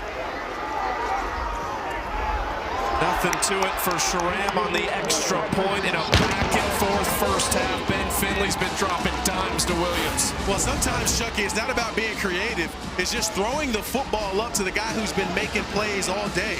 It's similar to basketball where they play to the hot hand. You keep giving it to the shooting guard, to Steph Curry, because he keeps making threes. That's what's happening with Marcel Williams right now. Throw the football up. Doesn't matter where you are in the field. Doesn't matter who's covering him. If he's got a one-on-one situation, give number 2 an opportunity to catch the football by just throwing it up.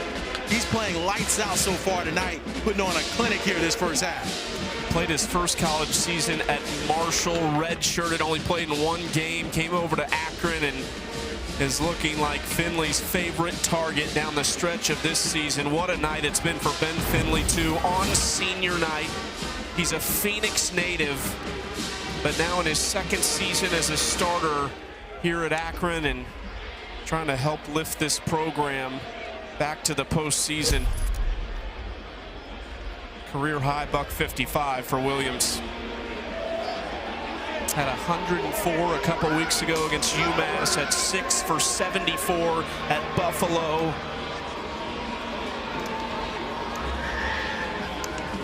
Ten seconds remaining. You would imagine there is no way they'll kick this deep to Darius Clark.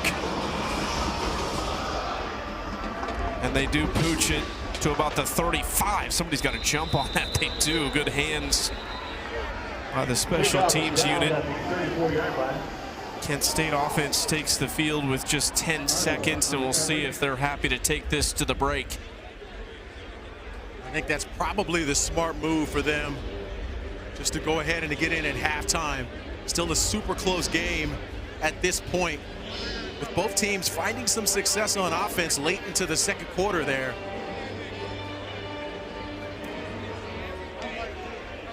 The Shields gonna take a knee and take this to the break, but what a fantastic first half of action between Kent State and Akron.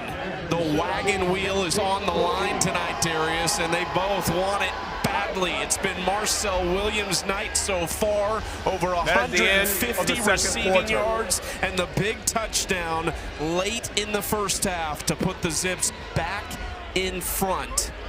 Well, it's really starting to feel sort of like a bowl-type game. You're seeing two teams sort of play outside themselves. They both have caught a little bit fire over the past couple of weeks, but we're seeing some really good football, specifically from both sides offensively, with some defenses and some stuff tweaked. So I'm excited about the second half because I think defensively there's some things each side can do to slow it down, but the chess game continues. Gant started it off for Akron. DeShields and Dorelis connecting for 89 yards, but Marcel Williams untouchable for Akron. It's halftime. They lead by 3.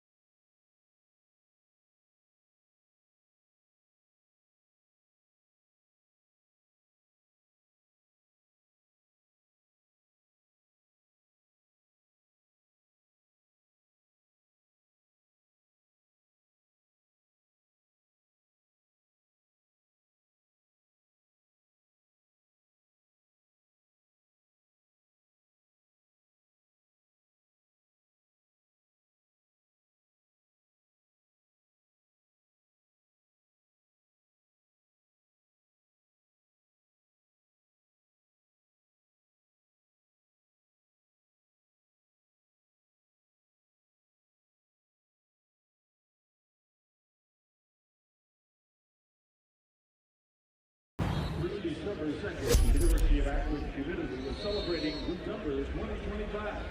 Passion meets purpose. A month dedicated to supporting our students through scholarships and transformative opportunities. Join us in saying yes to student success by making your group number gift today. Every contribution, big or small, helps turn passion into purpose for the next generation of kids. Visit uakron.edu/November 2025 to make your gift to children's zip prize. Special shout outs to our really cool members for their assistance with today's football game.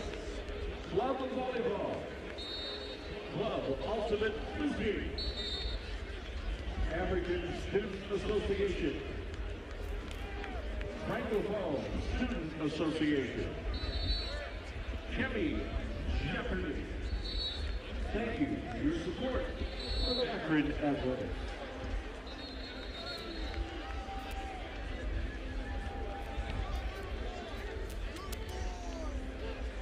This fans, it's time for Power in the Hat, presented by IBEW Local 306.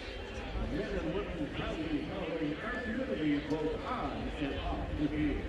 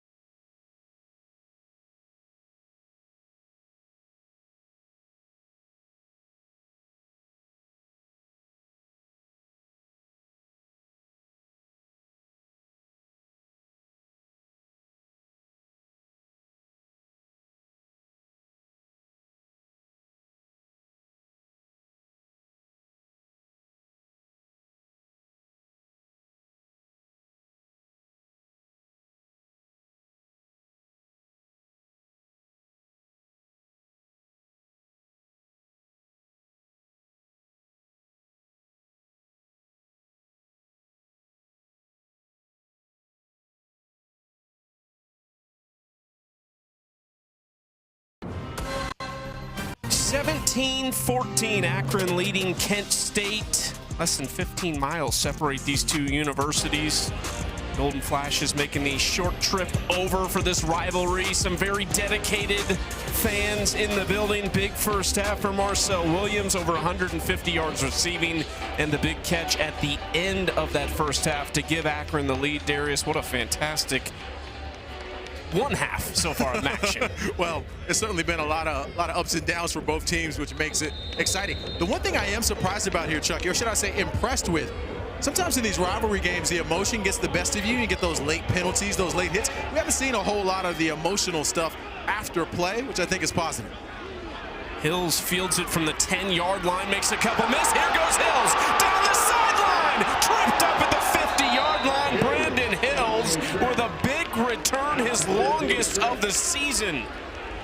What an incredible job by Hills here to be able to hit those afterburners to get to the edge of this kick return unit. It's all about the spacing when you get the football here. Nice job of just getting through that end and then showing you the speed on the outside to be able to pick up the big gain.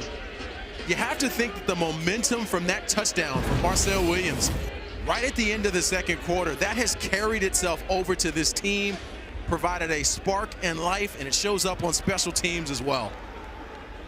Sets them up at midfield, 1st and 10 to start the second half. Quick throw out ride. Williams right on cue, has another 5 yards to add to his total, now up to 160 with 9 grabs. This play calling again has been outstanding. Joe Moorhead, one of the best in the business at being able to be creative on offense, mix things up, change protections, change looks on defenses. He's been outstanding so far here today. We'll see if he can't continue that reign this second half. 2nd and 5. Finley handing off to Gant, who needs 82 to reach 1,000. Eats up 5 yards there and has a first down to the 40-yard line, tackled by A.J. Campbell. Excellent job getting behind Delvin Morris there, number 57. The Zips have been on fire here in this first half. As you look at the numbers from Finley, Gant, and Williams, he's got a little more than 155 now after that catch. The offense has been outstanding so far for the Zips. Most yards for an Akron receiver in a half since last November for Marcel Williams.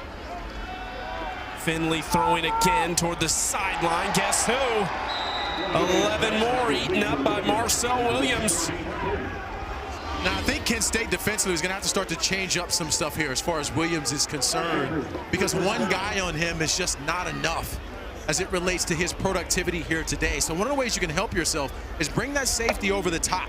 So right now they've got Rawlinson at corner on the outside. Give him some help over the top of him to be able to slow down Williams. Force someone else to beat you if you're Kent State. Williams still top of the screen. Handoff to Gant, who is wrapped up in the backfield. He's going to lose about 3 yards on the play. Big Amon Williams on the stop, the transfer from Cornell. It's an excellent job from Williams here in the middle of this defense. They also blitzed Rawlinson that time, so that's a new change from Kent State to bring the corner. Now, that corner, Rawlinson, we've talked about who he's guarding on his side in Williams. Might want to hesitate with calling that again. I like the idea of trying to mix it up defensively to put pressure on Ben Finley, but they can't leave Marcel Williams open on the outside and in single coverage. It hasn't worked thus far. 2nd and 13. Finley double move. Here's Williams. And he's looking for flags all over the place. He felt like he was pulled to a halt by Rawlinson. It looked initially, Darius, like Marcel Williams had 6. Yeah, he had another one of those double moves that we saw earlier with the pivot to the outside. I'm not sure how they didn't call this one. Rawlinson was grabbing not only the jersey, he also had the shoulder pad. Wow, what a miss there. That was clear, obvious. Wow. You don't see that too often. And likely a touchdown saver. Marcel Williams' big night was about to continue and reach over 200 yards. There is a timeout on the field. Timeout. Akron. Their first charge timeout of the second half.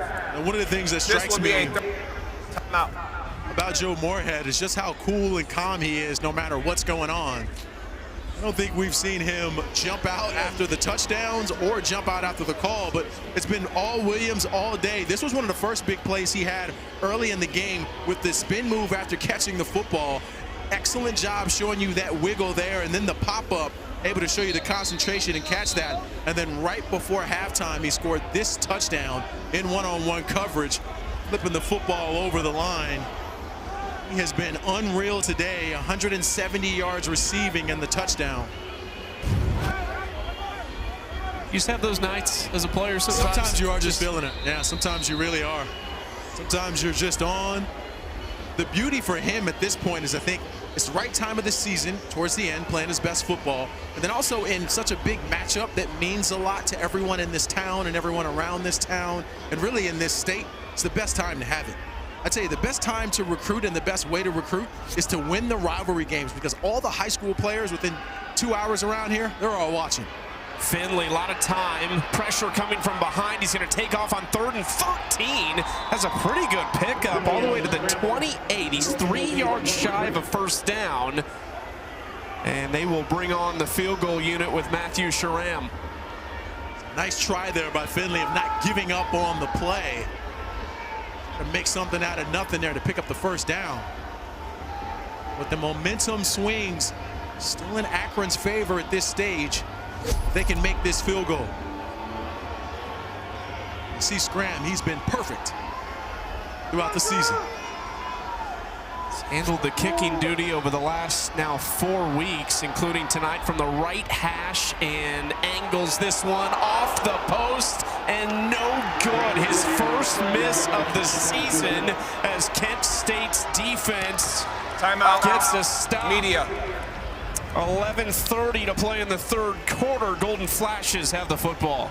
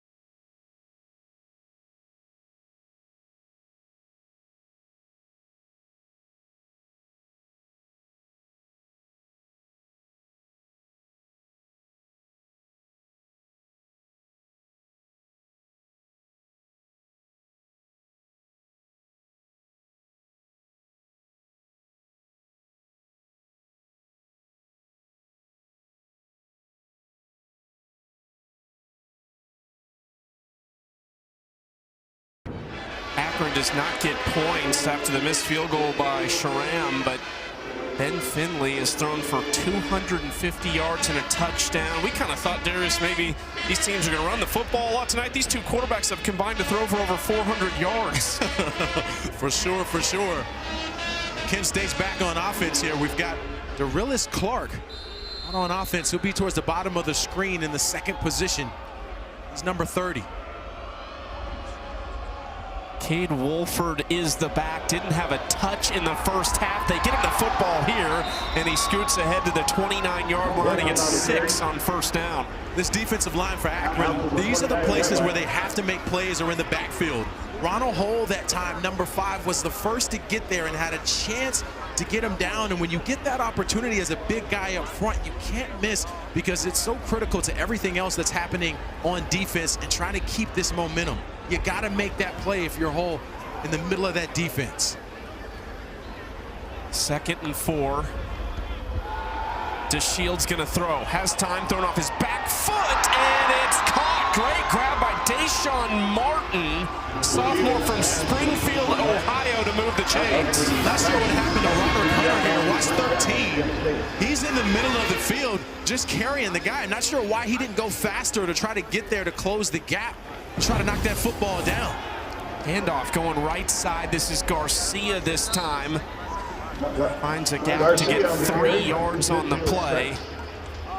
Tackled by Bruno Dull. We saw Garcia play well early in the game. So far tonight, 4 carries, and that touchdown.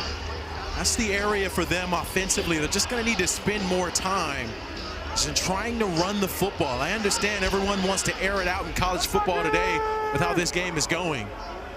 Kent State needs to commit to running the football a bit more. DeRelis Clark in motion. Wolford was in the backfield. They're setting up a tunnel screen, and they've got another first down. Their 7th of the night. They came in last in the FBS in first downs, but stringing together a good drive here with back-to-back. That was a good job by Ronald Hull there, just stopping that play, because that could have been a bit more productive for Kent State if Hull wasn't there to negate it. Big fella's playing well up front. Just needs more consistency there, so he'll get a blow. Kaiwan Murphy comes in, number 54. 1st and 10 at the 43-yard line. Gavin Garcia is the back next to Drew DeShields, the redshirt sophomore quarterback. Throwing a slant pattern, it's dropped. He was looking at Ardell Banks, sophomore, another Ohio native in this matchup. And this is one that Banks needs to make. He's a guy they've been trying to lean on. Was a special teams guy a year ago, finally getting his opportunity to play some. And when you get that shot, you have to be able to make that play. Just too important at this stage of the game right now to have simple things go through your hands because of technique problems. That was just the 3rd play Kent State has ran in Akron territory in this game. This is number 4. DeShields throwing over the middle. That was behind Martin that time and incomplete. He was being chased by Melvin Spriggs, who had the big hit on DeShields earlier in this game. Yeah, Spriggs did a nice job of keeping up with him on that one.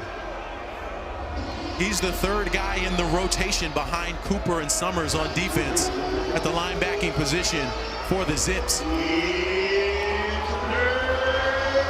Now right now, Chucky, Cade Wolford, number 21, is in the backfield.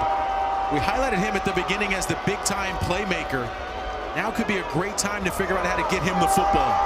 That's just one touch tonight. In motion on 3rd and 10. They do get it out to him as they swing it out wide. He's got a blocker. Here goes Wolford, and he's going to score. Right on cue, Cade Wolford, and another big play.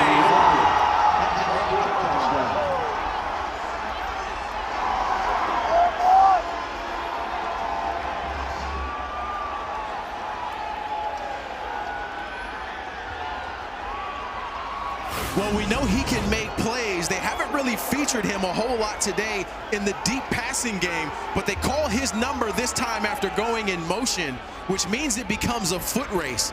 That's one of the easiest ways to get your star player on the outside is to move him on a flat route in motion. Because while he's in motion, that means that the defender has to try to keep up with him. So it's just an excellent call for the star of this offense who's been making plays all season. Wolford comes up big again. Kent State takes the lead.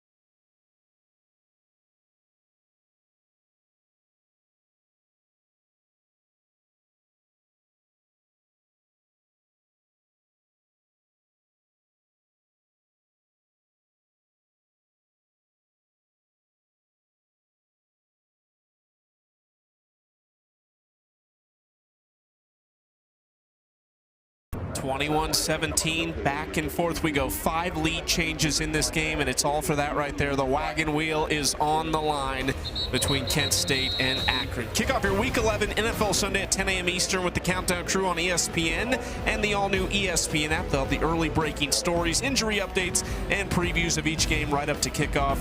And our Week 11 Monday Night Football matchup, it's C.D. Lamb, the Cowboys, taking on Ashton Genty and the Raiders. 8 Eastern, 5 Pacific on ABC, ESPN, ESPN Deportes, and the all-new ESPN app. Peyton and Eli are on ESPN2. Coverage kicks off with NFL Live at 3 Eastern in Las Vegas.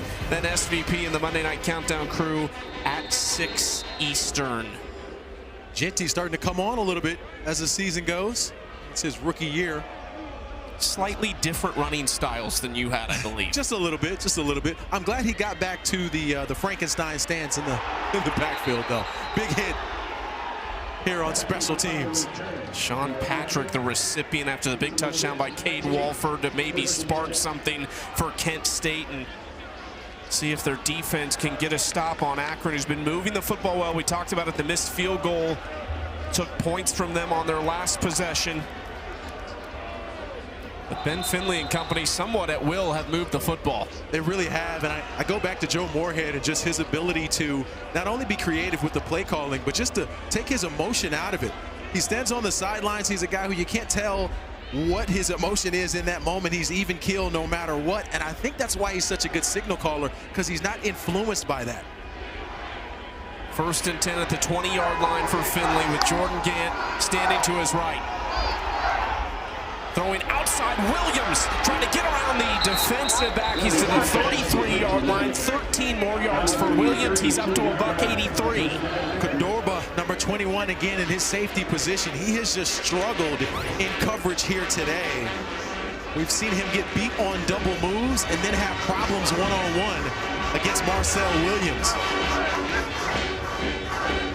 Handoff to Gant, who has jumped on from behind, and he has a short pickup of maybe 2 on 1st down. One of the things that's surprising for Kent State that we just haven't seen on defense yet is for them to put 2 guys on Williams. I know that that's not typically the way the defense is called for them, but just in these type of games, you have to help yourself by eliminating the option you know they're going to go to. This time tighter to the line. He's going to come across the formation. It's another deep shot, and it's just overthrown. Jean-Louis was the intended target. Oh, this is one that Finley's going to want to have back because he got him open. Louis was wide open on the outside. Another great double move. Went outside a couple of steps and then forced it back up. He was wide open. Now, Finley had a couple of options on that because Marcel Williams was also streaking across the middle of that formation as well. But that's a missed opportunity for the Zips in a crucial rivalry game. 3rd and 8. Finley steps up, throwing. Long ball that is intercepted. He threw it right to Terrell Miller, who takes it back inside the 15, and a big play for the Kent State defense.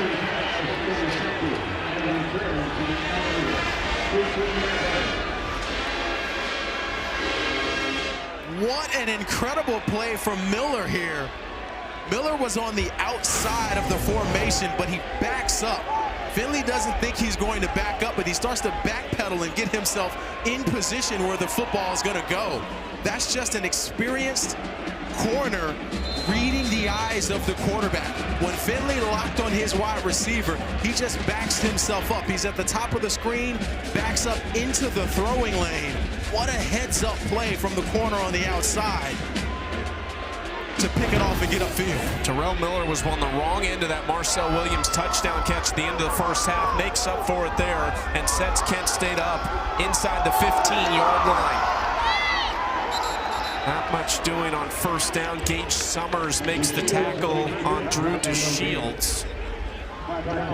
2 players on defense for Akron that we need to say their names more are Gage Summers and Shaman Cooper. Number 7 and 23, the backers, they have got to be able to step up in a football game like this and make an impact on defense.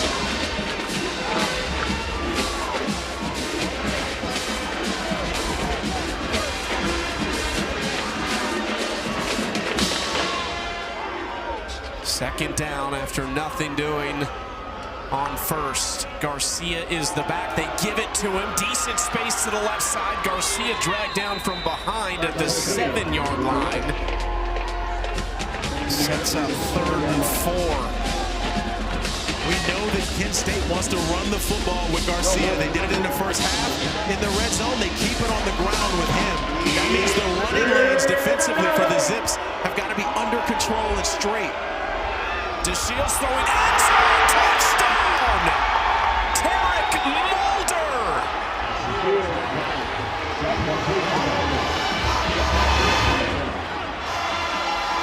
The touch pass from DeShields makes it a 2-possession Kent State lead. Well, they got Somerville here, number 6, flat-foot, looking in the backfield with his eyes. Was completely out of position there for Mulder to be able to sneak out to extend this lead for Kent State. Harisco tacks it on, and this game completely flipped on its head in the second half. What an incredible job of taking advantage of the turnover to create some distance. The Golden Flash are rolling.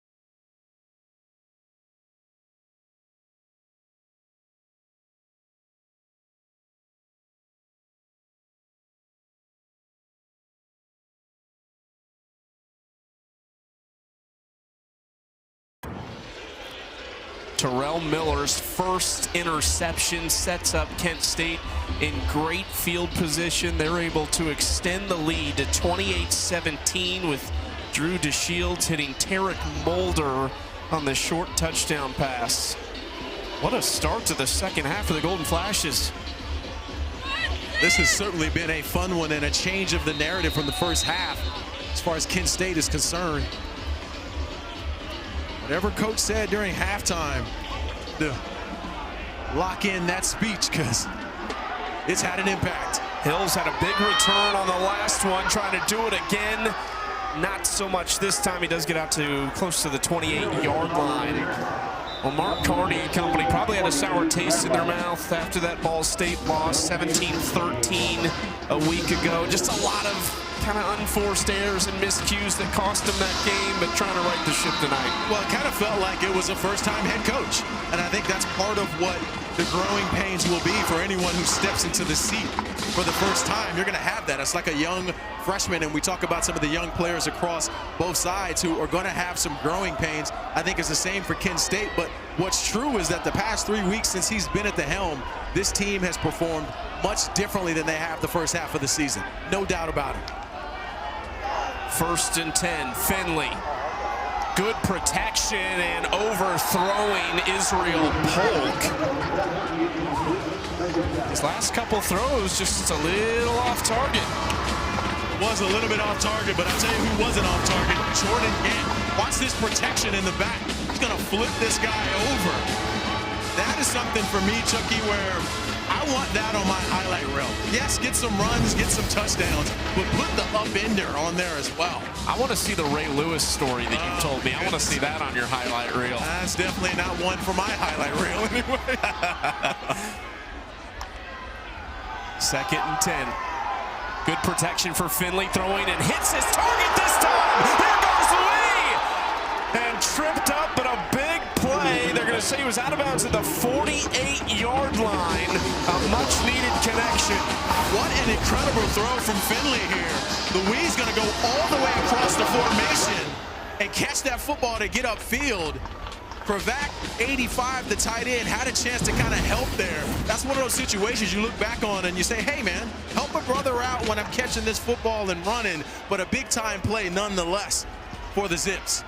Sets up 1st and 10 just on the other side of midfield. That's batted down. Good hands coming off the edge by Joel Boama. That is the coaching point. Get those hands up when you're blitzing. If you can't get to the quarterback, throw those hands up. Maybe you can deflect the pass. Excellent job.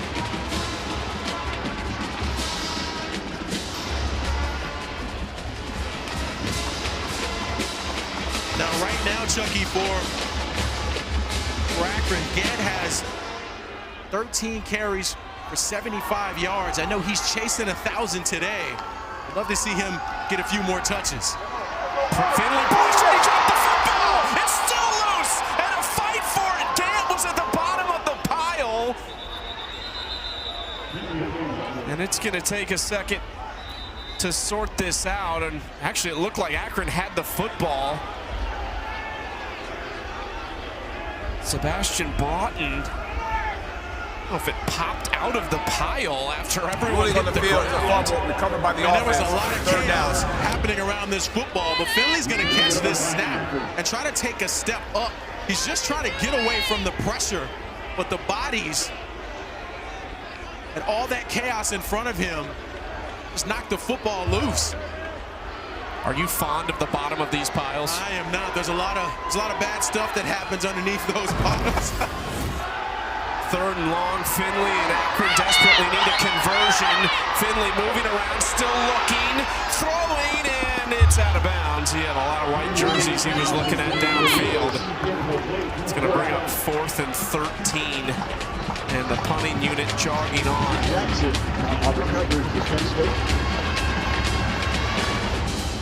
Well, this has certainly been a fun one in terms of the back and forth we go, but the momentum swing has swung to Kent State, and they've been able to hang on to it, despite the fact that Akron has been doing some positive stuff on offense. To me, this is a really big series coming up for Kent State to be able to extend this lead and put themselves in great position to close out this football game. Harris fields this inside his own 15, breaks a couple tackles, gets to about the 16-yard line. Our ABC Saturday college football triple header has all the playoff implications. Number 9 Notre Dame taking on number 22 Pitt at noon Eastern. The College Game Day crew will be there to start the day. Then 4th-ranked Alabama, 11th-ranked Oklahoma in a big SEC matchup, and we'll cap the day with Arch Manning and Texas squaring off against Gunner Stockton and Georgia in a top 10 matchup. Each game also available on the ESPN app. Well, Chucky, let's take a look at this last drive. Finley was trying to get things moving, but then it was the nice pick. Able to take this the distance after picking that thing off, which led to the touchdown on the other side. Kent State able to stretch its lead. Handoff, and there has been more of a concerted effort to get Cade Wolford the football in this second half. He's obviously made good on his touches with the touchdown already, but shocking we didn't see more of him in the first half. Yeah, and I'm excited to see him continue to get to work here because they have such a luxury with him and his ability. Remember, he's a former running back. That's why they put him in the backfield, because they can hand the football off. But playing wide receiver mostly now, but that versatility just makes him so dangerous for a defense to stop.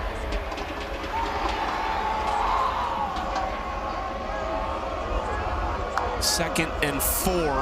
DeShields throwing, pressure coming off his back foot. What a throw by DeShields to the sideline. Caught by Deshaun Martin. They move the chains. Drew DeShields with the window closing, hits it. I mean, this is a perfect pass from DeShields. All this pressure in his face, and he's still able to set that right foot to deliver an accurate pass down the field. Right now, we have a number of guys in this game, Chucky, who are just playing outside themselves a bit, making plays in crucial moments. It's exciting to watch.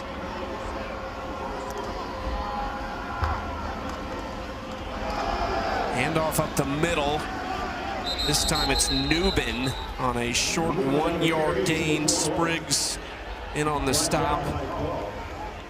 That's a nice job by Spriggs, but also Bruno Dole, number 41, the defensive end for Akron. He's a guy whose name we haven't called enough in this football game. They need him to be able to put some pressure on Drew DeShields to slow this passing attack down for Kent State. Tim Tibazar, the defensive coordinator for Akron, said Dole, who is a native of Hamburg, Germany, has grown leaps and bounds since they got him, not just on the field, but physically. He came in 215, now 260 on that D-line. Second and 9, they swing it out to Newbin on the left side. He's hit hard and dropped, and they get just one there on second down. This is a much-needed stop for Akron, and third down coming up. Well, Chucky, going back to Bruno Dole, can't remember the last time I saw a foreign exchange football player. You see it sometimes in other sports, but not as much in football. And I will tell you this, as far as German is concerned, I know my German numbers because I took German in high school in Atlanta. For some reason, they're teaching German out in Atlanta in high school, but I can do my German numbers for you in a moment if you want to hear them. Definitely, yes. You know, maybe between breaks. Big third and 8 here for both teams. DeShields, plenty of time, just a 3-man rush, stepping up, throwing, it's incomplete, beyond the reach of Martin, who he's looked toward a lot tonight. And that should bring on the punting unit for Kent State. That would have needed to have been a perfect pass from DeShields there. Sometimes in those situations, too, when the quarterback's moving around, it's best as the wide receiver to find a spot and just stop and stay there instead of moving towards the sideline there. And I think that's what created a little bit of conflict between quarterback and wide receiver there to make that 25 catch. for Kent State is wearing number 59. 25 is wearing 59.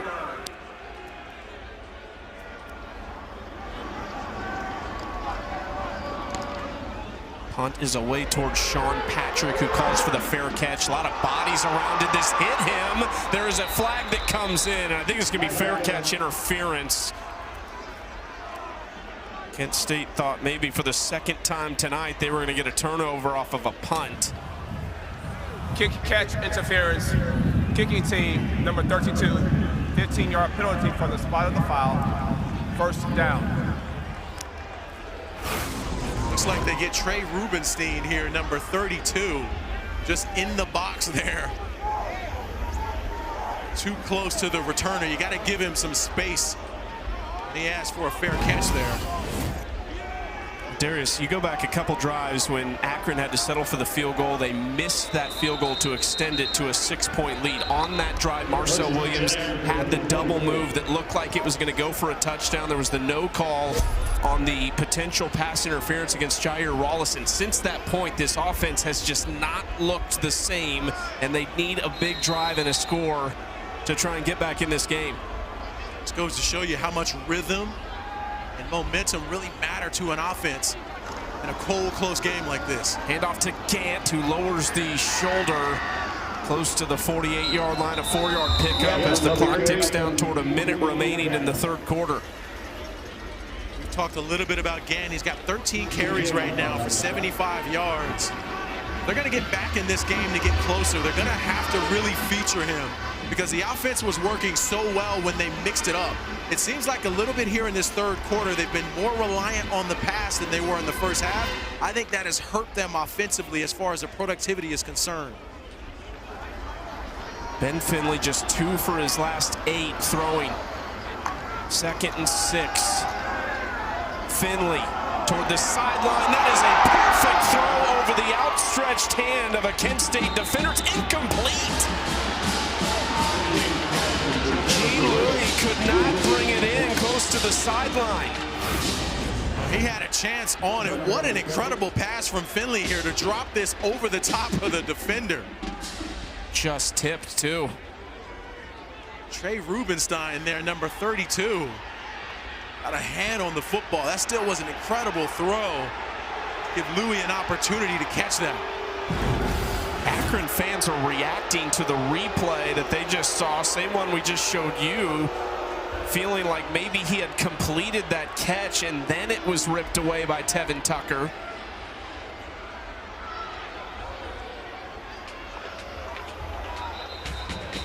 And now there is a timeout on the field.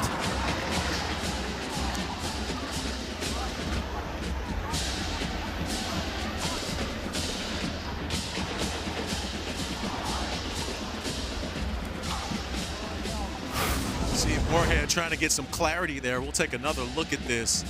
Nice job by Rubenstein at just tipping that ball enough, but the concentration from Louis there to hang on to it, to attempt to hang on to it.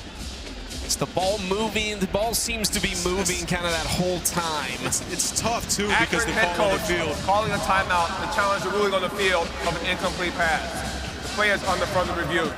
Look, I think it makes sense to challenge it if you're Joe Moorhead, but it's hard to really have definitive evidence as we're looking at this to say definitively that he held on to that football, because right as Louis' back hit the ground, that ball was still in motion before it was hit out of bounds. He had a chance to secure it, but I think because of the tip, he just kind of lost his eyes on it, and it moved so fast. It's hard to see anything different than what was really called on the field, in my opinion. Tevin Tucker, a guy who's dealt with a little injury for Kent State this year, making that play as a returning starter, was 3rd on the team a year ago in tackles. A redshirt sophomore from Kannapolis, North Carolina.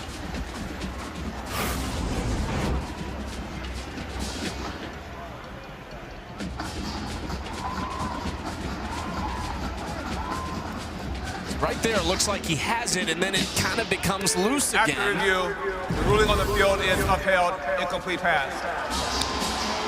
Yeah, not surprised on that one in terms of the looks that we had. There just wasn't enough there to overturn it. And I think we got to give Rubenstein a lot. Akron is charged their second charge timeout of the second half, and they've lost all of their challenges for the remainder of the game. I think we got to give Rubenstein there some vertical credit on that jump, too. He might be 34, 35 vertical, close to 40. That was nice. What'd you have? Up 40. 40? Yeah, 40. My goodness. Hey, man. Okay. Hey, man. All right. I didn't skip leg day either. I was unfamiliar with your work. 3rd and 6, 30 seconds to play in the third quarter. Akron down to just 1 timeout in a 2-possession football game. Pressure coming. Finley is dropped. CJ bringing the heat. He has had a tremendous month toward the back end of this season. Well, we've been waiting for these linebackers to make a difference for Kent State. CJ Young, number 3 here. He has been playing outstanding all season. And this team has been getting after the quarterback. Ben Finley has just been completely uncomfortable in the box because of all these white jerseys, especially here in this third quarter. That was That is the end number of 6. the third quarter. And the final play of the third quarter, Kent State trying to snap a 2-game losing streak in this rivalry with Akron. They had had their own streak before this, but a big third quarter for the Golden Flashes had them leading by 2 scores.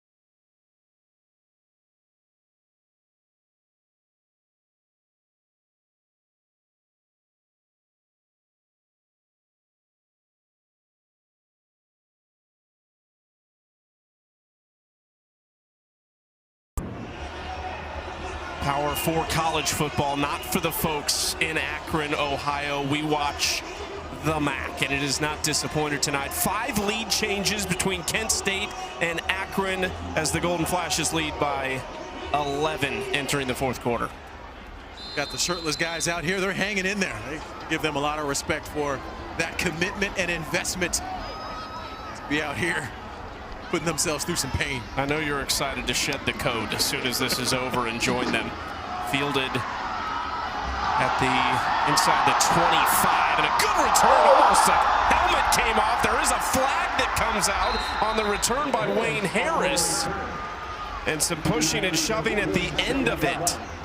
Some big special teams plays, both in the return game and also some blunders. No doubt about it. What a big time return there. Not sure what happened with the helmet thing. It looked like it was Ronald Hull, number 5, the defensive tackle, who got Harris around the head on the sideline.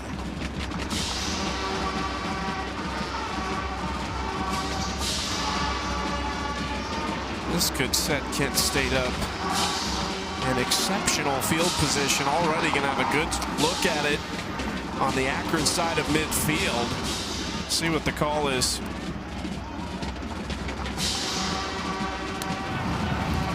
Personal foul, face mask, kicking team, number 5, 15-yard penalty added to the end of the run, 1st down. Did get Ronald Hole there. Number 5, the big man. Look at him coming to this screen. Now, this guy is 6'2", 300 pounds. I mean, Harris is lucky to be alive after that interaction with a man of that size. Great return, but even better field position now for Kent State. Can't believe he kept his lid on. 1st and 10 at the 30. Garcia the back to Shields on the keeper. He's got 3 yards on 1st down. Justin Anderson missed the last couple games with a concussion, returns tonight, makes the stop. Anderson, one of those guys who had that freshman year during COVID. He's actually been in college 5 years now. It's such an interesting thing for those student athletes that have been freshmen when that time happens to still be in college here now, trying to play some football and earn their rights at the next level. 2nd and 7 to Shields, taking a big shot. He's got a wide open man all alone. Deshaun Martin. Kent State has broken it open in the 2nd half. Well, sometimes, Chucky, for defenses, you live by it, die by it on the blitz. The Zips brought the house on that one. But the offensive line and running backs did an excellent job for Kent State to protect so that Shields could get that football out.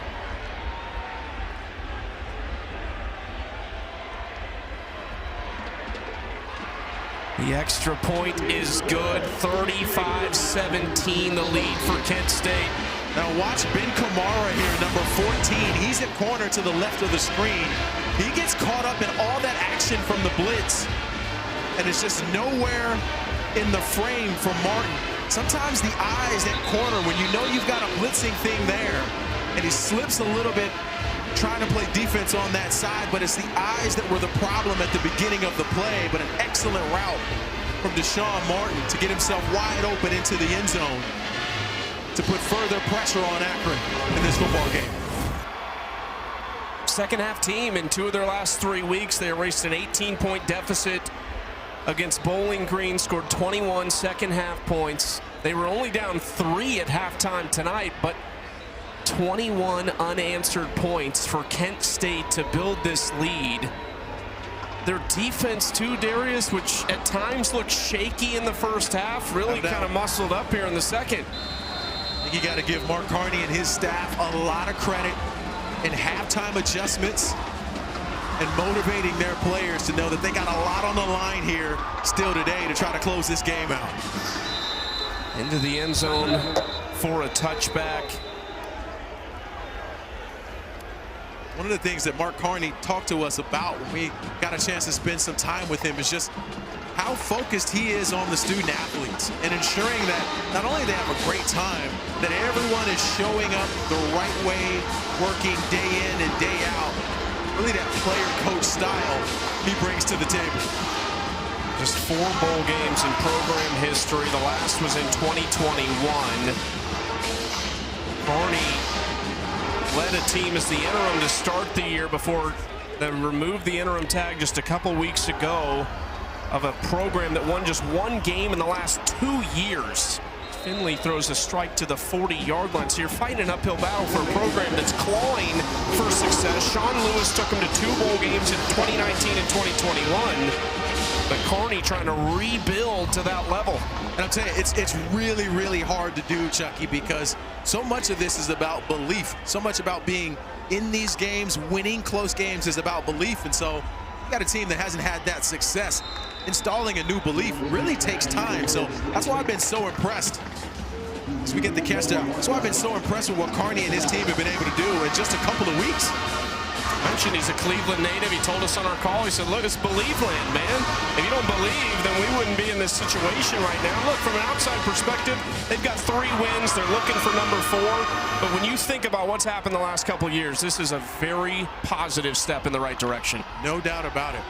2nd and 9 for Finley. Pump fakes, throwing into coverage. It's batted away.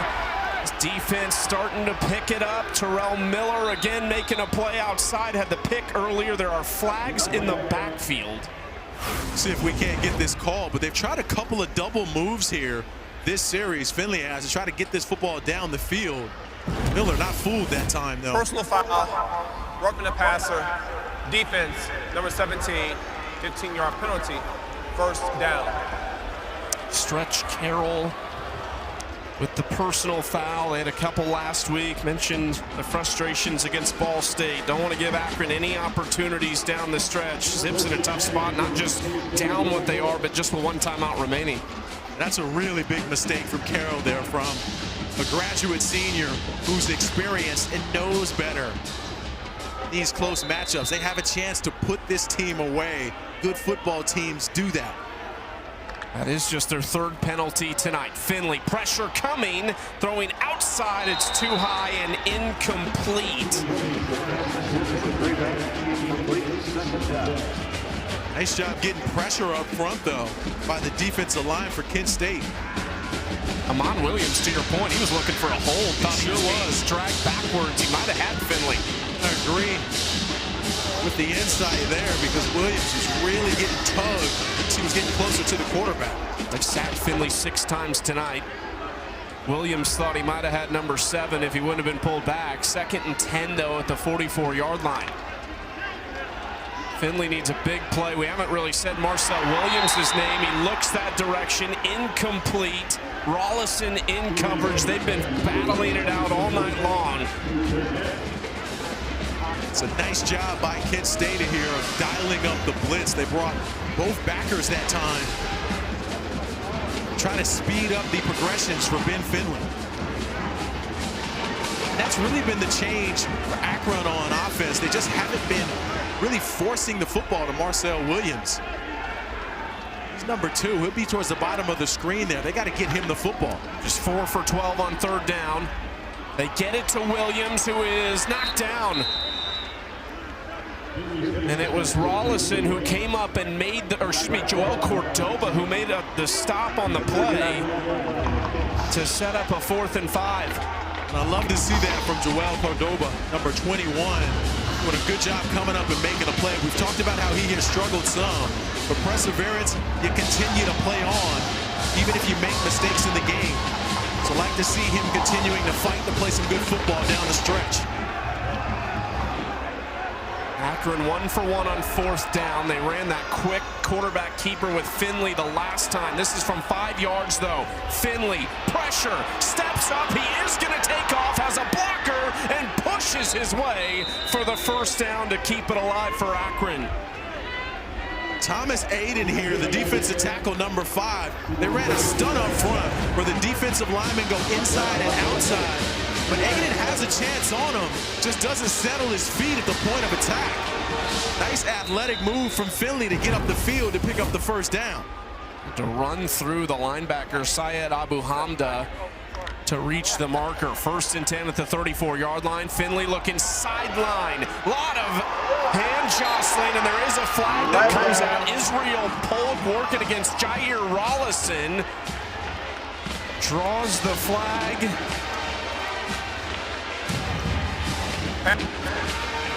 Defense, number 22, 15-yard penalty, 1st down.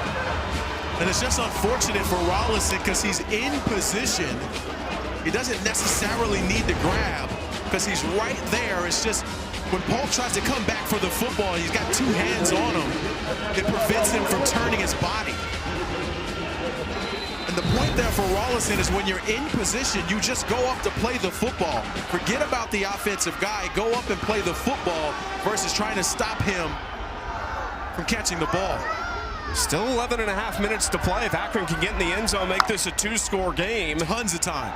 Could get interesting. Finley was way off target. He was looking in the direction of Williams and Terrell Miller.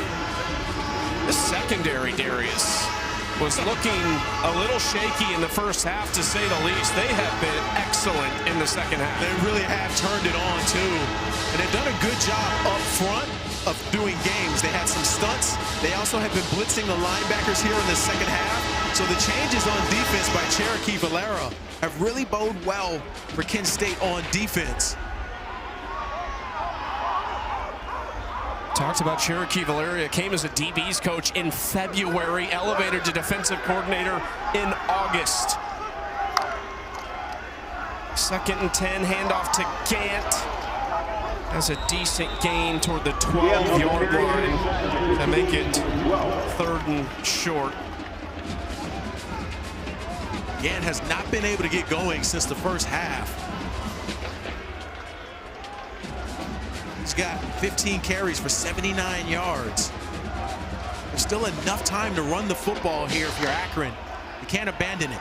Finley just 3 for his last 10 and looking for Williams, who caught it. What a catch by Marcel Williams.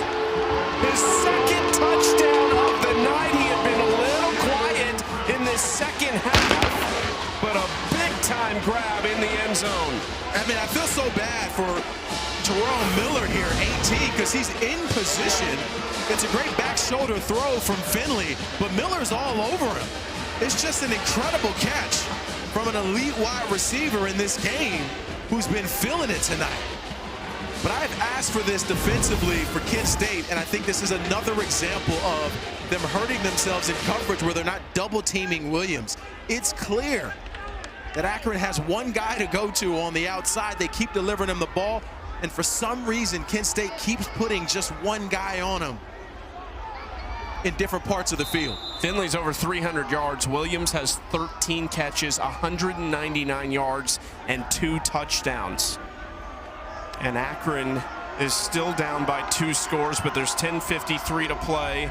The kick by Sharam is good to make it an 11-point game.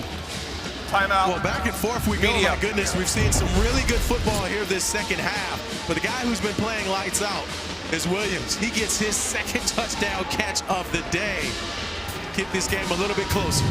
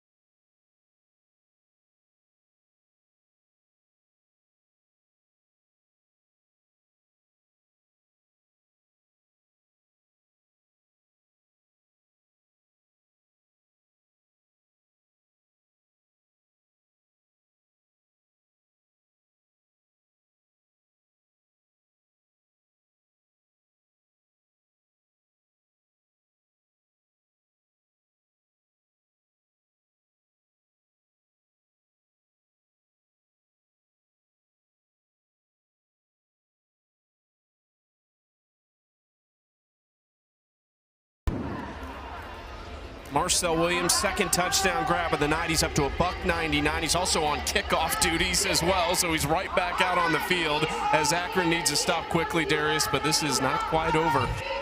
He has been outstanding here today. It really just kind of goes to show you that in these games, late in the season, when you have everything on the line, you see the talent across both of these teams. Young talent, as we talked about with both of these teams. Ben Finley, who lost his top 5 weapons from a year ago, just really starting to get comfortable in the last month of the season with some of these young playmakers at receiver. Little pooch kick, and it's recovered, and it's Williams! Oh my goodness! What a play to give Akron life, and that's why Williams is on kickoff. This is unreal, Chucky, unreal. Now, sometimes you're just a lucky guy in certain instances when you're feeling yourself. But watch the bounce of this football, Chucky. Watch where this football bounces. The ruling on the field is right a free kick to him. recovered beyond 10 yards. It was on a string. It was on a yo-yo string. Unreal. Look, I give Williams all the credit for catching it, but sometimes when luck's on your side, you can do no wrong.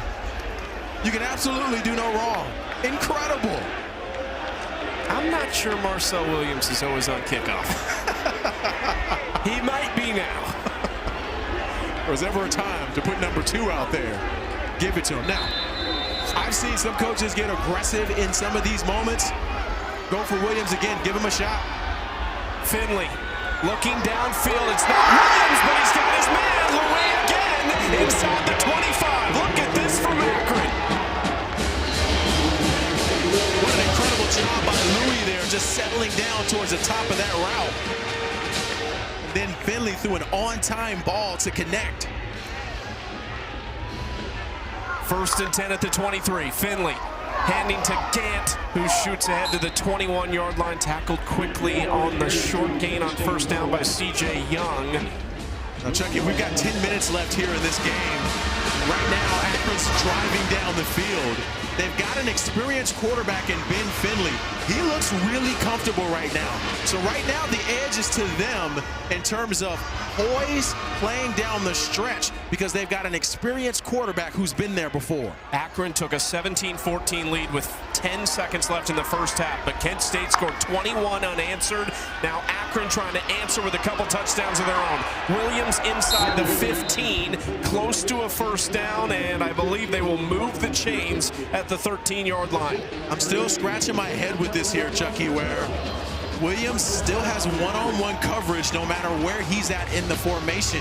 And for Kent State, it just does not make sense for this guy, number 2, to not be covered by 2 defenders. No matter what the formation is, no matter where he is, they've got to figure out how to take him away.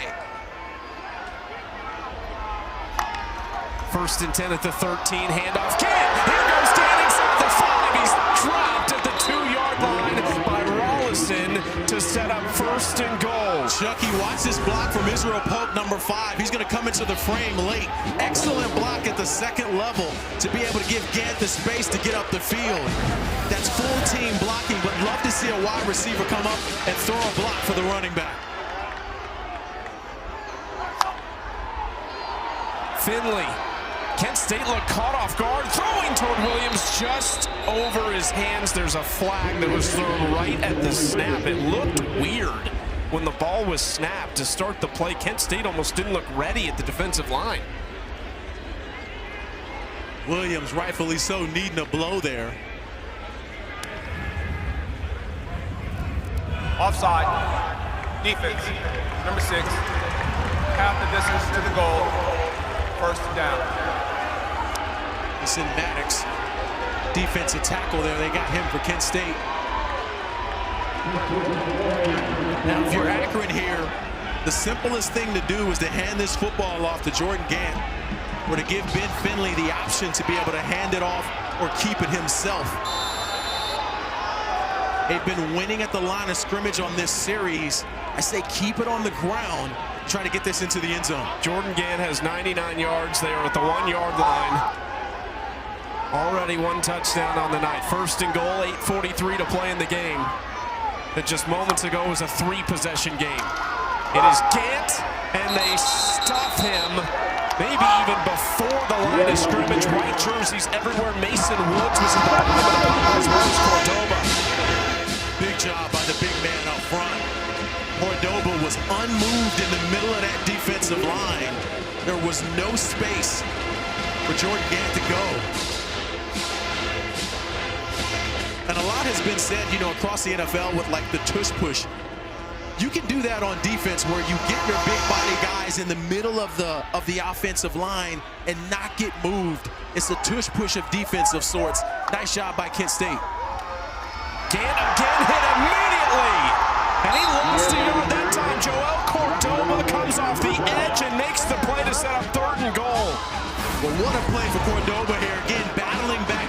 A guy who has made some mistakes today, but continuing to play.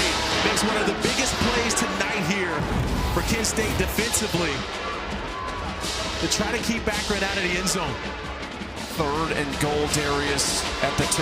Now for Akron, Marcel Williams is not on the field. If I'm Joe Moorhead, I would consider taking a timeout right now just to give him an option to catch his breath and get out there. Massaging Williams' lower back. And do you have a direct line to the coach? What is going on Timeout. here? Look, I'm just... Akron. That is Everyone's their trying to win the charge game. Timeout of the second half. This will be a 13-second timeout. Get near the end, it sucks when they just call timeout after time.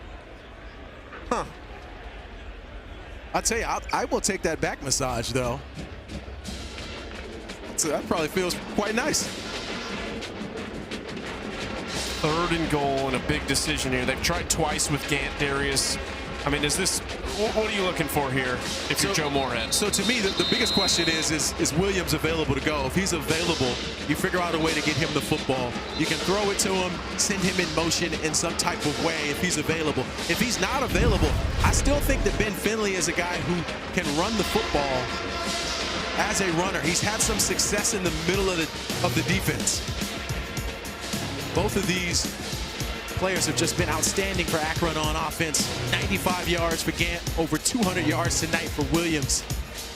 He's chasing that program record. 7:17 to play. Akron could still cut it to a 1-possession game with a field goal, but you know they're thinking 6. Gant in the backfield, Finley gonna throw, looking right side and just not on the same page with Israel Polk. He was trying to throw it back shoulder. Polk was going to the corner of the end zone. Yeah, that's a miscommunication between the quarterback and the wide receiver there. We've seen Finley lock in with Marcel Williams and being on the same page. Polk hasn't had as many opportunities as Williams has had tonight. I think that disconnect made them off on that play. Very important kick for Matthew Sharam, who missed his first field goal of the season earlier tonight when Akron could have made it a 6-point lead. This one splits the uprights, and how about this? We have a 1-possession game Timeout. in Akron, Media. Ohio. This is Maction at its finest on a frigid Tuesday evening.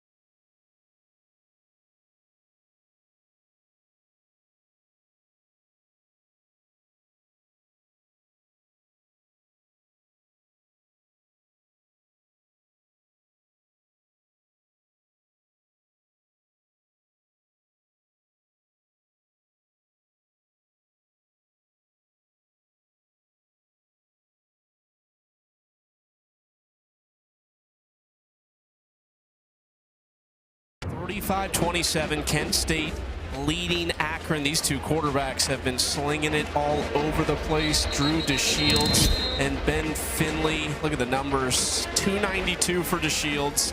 That is a career high. Ben Finley with 342 on senior night. They're playing for two former Fordham quarterbacks in Mark Carney and Joe Moorhead. Mark Carney said when he was looking to go to Fordham, it was Joe who was all over the record book. So he had kind of looked to him as a blueprint for how to get it done at Fordham. One of the records Mark set at Fordham, actually, he broke one of the records that Joe had. It was single game touchdown passes. He threw 5. He said Joe was actually on the staff at Georgetown. He was the first guy to congratulate him after that game. They're still in the record books, passing yards and passing touchdowns. And again, a short kick. And this time, Kent State able to recover. Almost more drama on the kickoff. But these two go way back to their connection in 2001, Darius, and a lot of mutual respect between the two coaches. Well, you love to see that, too, and hear about that, because it's a small world. It really is, with how some of these circles are. So to have those experience for both of them to have it, just excellent and fun to hear about. Now, I wonder, at the beginning of the game, I thought they might have been talking about the record. Maybe Joe was like, well, you didn't break mine, or, you know, if I had another game back in my day, you know how we always do. Joe had very successful 4 years as a head coach at Fordham with 38-13. Right now, his Akron defense needs a stop against Mark Carney and Kent State. Flag on the field is going to be a delay of game. Delay of game, offense, number 58, 5-yard penalty, first down. Akron does not have any timeouts remaining, Darius. The longest drive for Kent State tonight, only 4:19. 7:11 to play in the fourth quarter. This has been a drama-filled action Tuesday night. 1st and 15. DeShields handoff going right side to Garcia, who's got great space over there, and he gets 10 yards back on first down, pushed out of bounds by Elijah Reed. My goodness, Chucky on the outside. The block from the wide receivers has just been outstanding for Kent State down the stretch here. Was Boulder out there blocking on the outside. Terrific job to set Garcia up. They marked him out at the 46-yard line, so he got 9 yards back to set up 2nd and 6. Kent State letting the play clock tick down.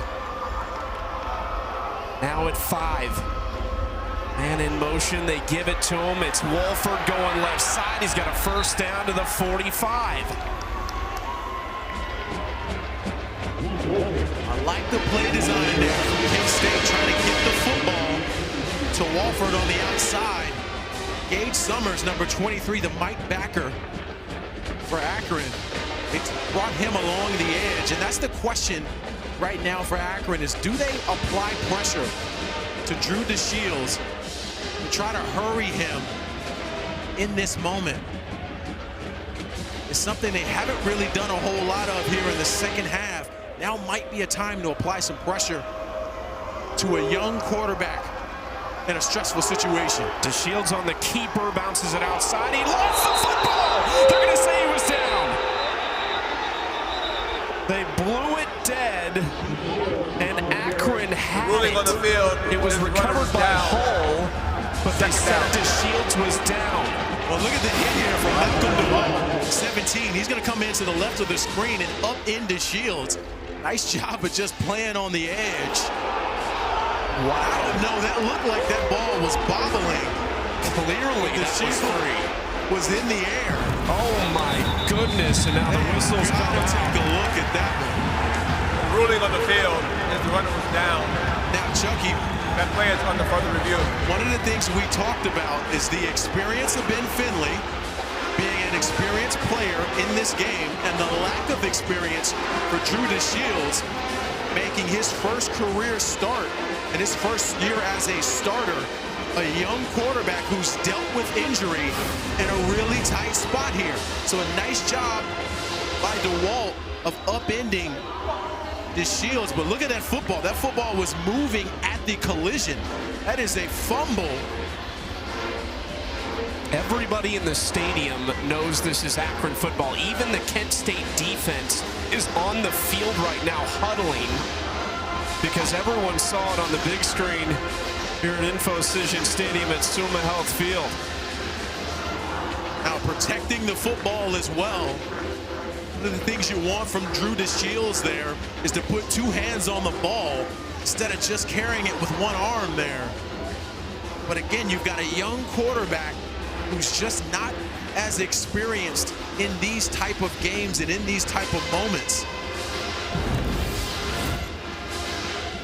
Kent State took a 35-17 lead with 14 minutes left in this game. Unreal. But that's why you play until the game is over. You play to win the game.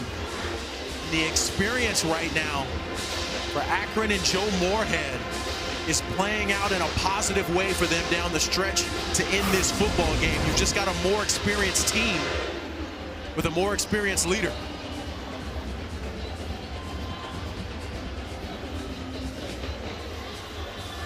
Because think about it, Chucky, for Mark Carney and his staff, this is Carney's first opportunity as a head coach.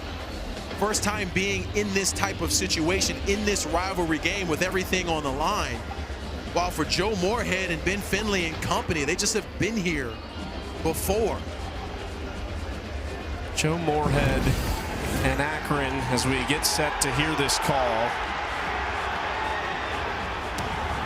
At the review, the ball carrier was losing the possession of the ball before he went to the ground. There was a clear recovery by the defense at the 42-yard line. It will be first down and 10 for Akron. Malcolm DeWalt, the fourth, with the turnover tire and has given Akron even more life and an unbelievable turnaround in the fourth quarter for the Zips, trying to make it 3 straight over their rivals from just down the road. Now, Chucky, I know that wagon wheel is on the line.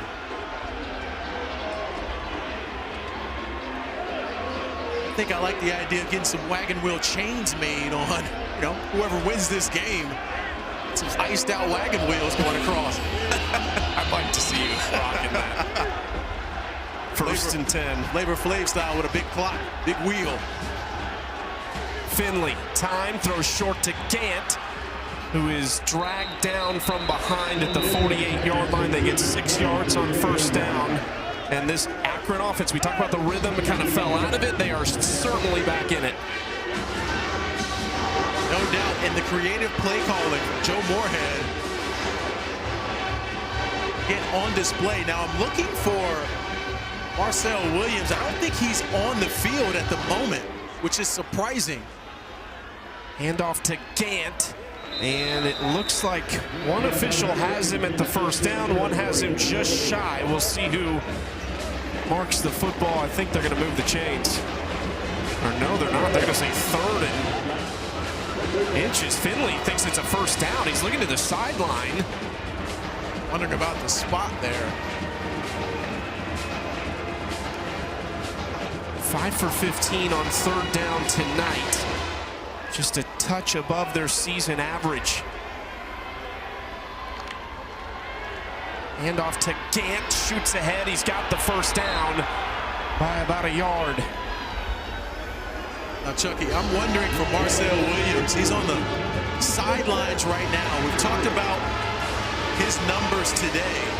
Over 200 yards and 2 touchdowns. Just standing on the sideline. Now, they were working on his back.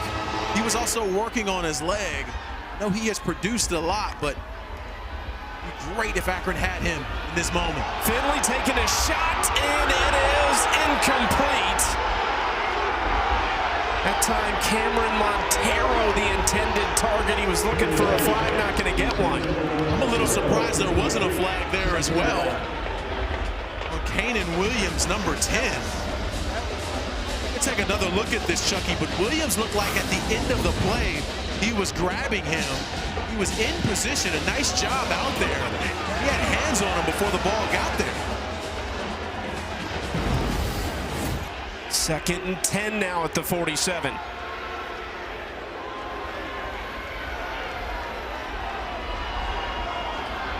Still no Marcel Williams on the field. Where's Finley going to go? Looking to the right side and short just across the 45, and it looks like Kravac stayed in bounds and actually got it all the way to the 42. Krvac's a guy who they want to get more touches to. Another one of those first-year starters for Akron on offense. Finley's thrown for 300, Gantz rushed for 100, and Williams is over 200 receiving. All day for Finley, throws across the middle, and to the 29-yard line goes Kravac. I'm not sure what happened to DJ Barnes there from his safety position for Kent State. Got lost with where his threats were and was out of position in the middle of the field. 2:30 left in the game. Finley looking sideline and hits his man. Israel Polk with a big catch inside the 15. Excellent job from Polk here working against Rollinson, 22. Nice job at the top of the route making that catch and then getting up the field. Looks like Marcellus Williams is back out. He's at the top of the screen, number 2. That is a huge red flag if you're Kent State to have number 2 at the top of the screen solo. They've thrown him 2 jump balls tonight. This time, again, Finley and Polk not on the same page, and it's incomplete. Polk had plenty of room in the middle of the field. Yeah, it's just a missed throw from Ben Finley there. You got to lead the wide receiver when he's coming across the field. I think he was thinking that Polk was going to settle down and stop, but Polk kept running that route. Miscommunication between the quarterback and the wide receiver. That was Ben Finley's 50th passing attempt. 2:05 to play in the fourth quarter. Akron does not have any timeouts. It is do or die on this possession, and they'll need the 2-point conversion if they can get in the end zone, and they do! Israel Polk hangs on. Flags come out, but it's a touchdown for Akron.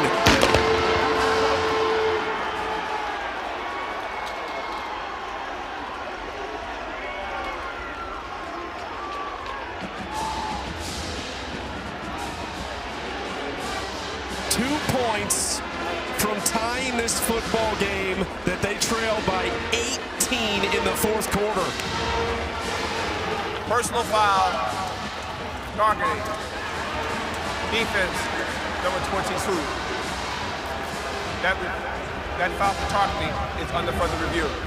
We're going to take another look at this. I'm not sure if it's Rollinson or Cordoba, 21, who made this hit. The foul is against number 21. They got targeting at the end of that. But remember the rule there. It's the head and neck area of a defenseless receiver,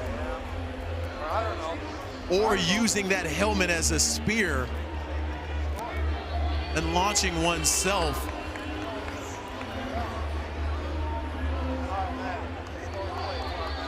Helmet to helmet contact on a defenseless player.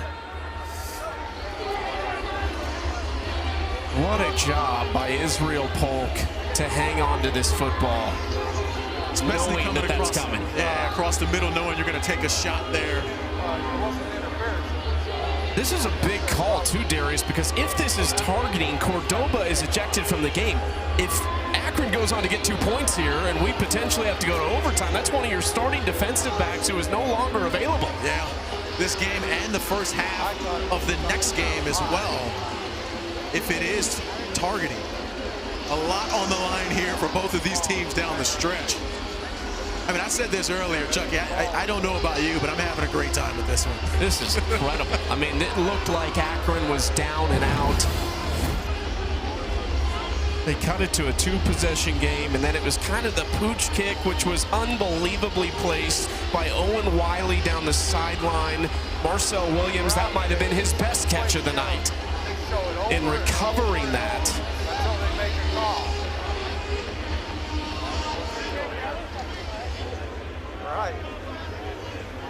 We'll go to the 2-minute timeout after this as well, by the way. So we're going to get the 2-minute timeout. Akron does not have any timeouts, so it's going to come down to this 2-point conversion to decide the game. And if we will get even more dramatic.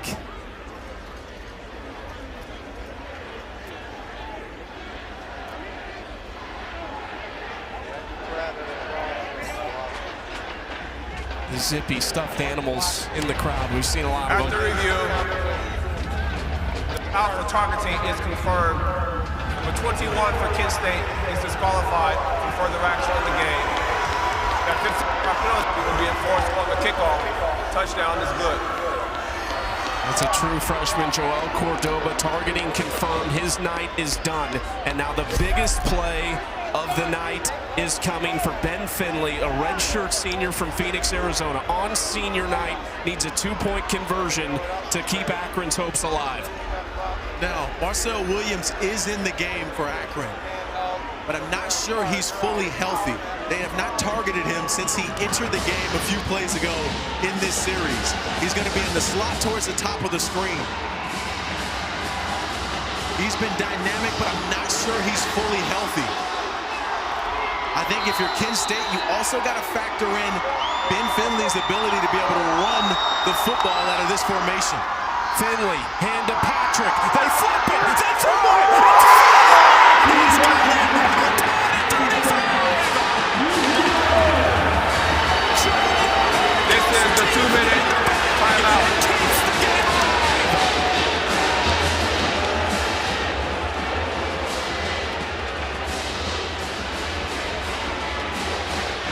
I mean, Chucky, this is insane. You have these plays in practice, and you practice them once or twice, but you just assume there's no way we're calling this in a game. But Joe Moorhead comes out of the bag, uses Marcel Williams as a decoy. He can throw the football to Finley to get the 2-point catch. Number 2 can do it all. We got a tie football game. Loving this action tonight.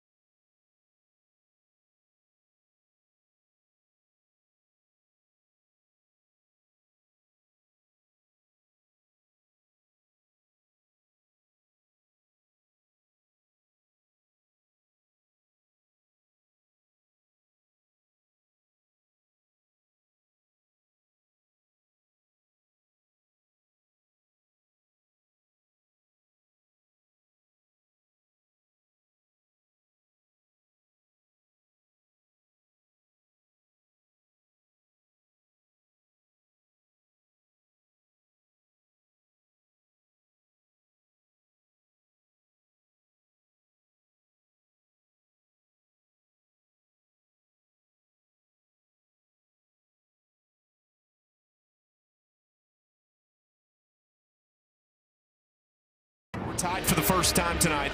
1:59 to play in the game. 35 all. 5 lead changes. Ben Finley has thrown for 395 yards. Marcel Williams has thrown a 2-point conversion. He's got over 200 yards receiving, 2 touchdowns. He's recovered an onside kick, and the scoring runs we've seen in this second half, Darius, 21 unanswered for Kent State to open the second half, 18 unanswered for Akron to get back in it. I mean, it's a Tuesday night, and we've got an incredible football game here.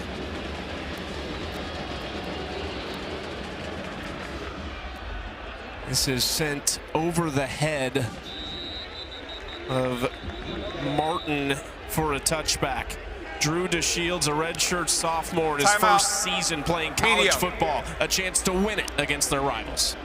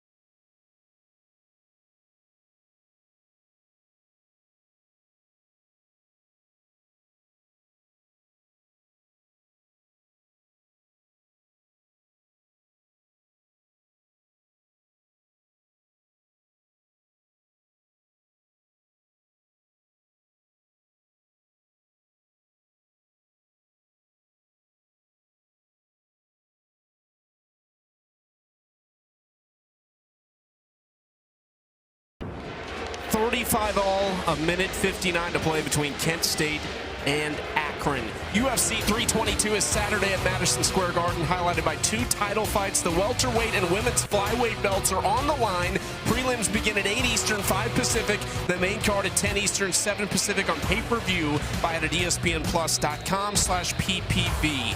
Kent State has big play options on the field. Darius Wolford and Dorelis Clark. We've seen them both make those happen as DeShields fumbles the snap, and there's a pile on the field. It looks like Kent State retained possession. Oh my goodness. DeShields is so lucky that he was able to get this. That ball was way outside to the right. And all those blue jerseys in there. I tell you, Chucky, bad things happen in those piles when that football is on the line. Kent State is lucky to get away with one. Under a minute 30, DeShields rolling, that's incomplete, and quickly, that is a third down. Remember, Akron doesn't have any timeouts, but there's a minute 25 to play here on 3rd and 16. So we're seeing the inexperience really get the best of DeShields at this moment. He had no pressure on him, could have stepped up in the pocket in that moment to try to find someone down the field. Instead, he started to escape. I think he's starting to hear footsteps because he got hit a few times. There's a lot of pressure in this game. DeShields has to settle himself in, or they're going to be in some serious trouble. 3rd and 16. This is a big decision here. And they are going to run the football. Newman is tackled quickly, but they are going to try and drain this clock with the Zips out of timeouts. It's going to tick down around the 42nd mark before they can snap it. Look, I think it's a smart call from Mark Carney to just try to tick this clock down to get into overtime, but just with how this game is feeling in this moment with the momentum for Akron, just reduce the amount of time that they have with the football in their hands. Charlie Durkin on to punt. Sean Patrick, a redshirt freshman, Ohio native, deep to return, standing at his own 35-yard line. Kent State will take a timeout. With 37 seconds left in the fourth quarter. Could there be one more turn of the second half in regulation in this unbelievable Tuesday night matchup? This, Darius, it's Tuesday, like you said. This is going to be the most dramatic game of the week. I'm sorry. I don't want to spoil it for anyone. This is it. You're watching. But, I mean, the thing is, Chucky, is these student athletes have class tomorrow. Like, it's not a Saturday where you can have this and just hang out. They number go to school 25 tomorrow. for Kent State. But what a record-setting night 59. for these three student athletes, these three football players. First time in history. 350 passing yards, over 100 rushing yards, and 200 receiving yards. What a bright future for Akron, this program, both of these programs. They have braved the cold. Durkin sends it away. Kind of a wobbly punt is going to land at the 37 and take an Akron bounce. It's going to be down there, and there is time, Darius. 28 seconds. Don't forget first downs. Stops the clock while they reset the football. The Zips, could they do it after trailing by 18? But you have to remember here, for the Zips, the goal is not necessarily to score a touchdown immediately. What you're trying to do is just get chunk plays. You need 10 yards, you need 12 yards. That means that you're going to target out-breaking routes. So if I'm Akron, I'm calling plays where the outside wide receivers are running 10 yards and then escaping towards the sideline to try to catch the football and get out of bounds. That can get lost on defense sometimes for Kent State, where they're just backing themselves up, trying to come up to tackle a guy versus worrying about the chunk plays. I think Joe Moorhead has been here before. He will understand how to drive this football down the field. Marcel Williams is not on the field for Akron. Finley throwing over the middle, got it to the 45-yard line. Polk has spun around and dropped there. The clock stops for just a moment while they get to the line. And a spike with 22 seconds left. And it looks like, from my perspective, Chucky, that Kent State is just kind of out there in no man's land, not really trying to come up and to play football. They're just assuming that Akron's going to let this go to overtime, which is a mistake. Joe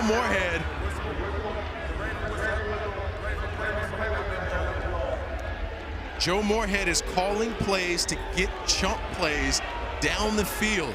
He's not trying to score touchdowns. There's no reason for Kent State secondary guys to be backing up so far. Finley stepping up, throwing sideline. That's over the head of his intended target, incomplete. 14 seconds left on the clock. Matthew Sharam's season long is 44 yards. Darius, though, the wind has kind of been against teams going in this direction all night long. The drama continues here, but a nice job for Kent State secondary. They closed the splits on the outside with the trips, only had 5 yards in between them and the wide receiver, trying to take away those short chunk passes.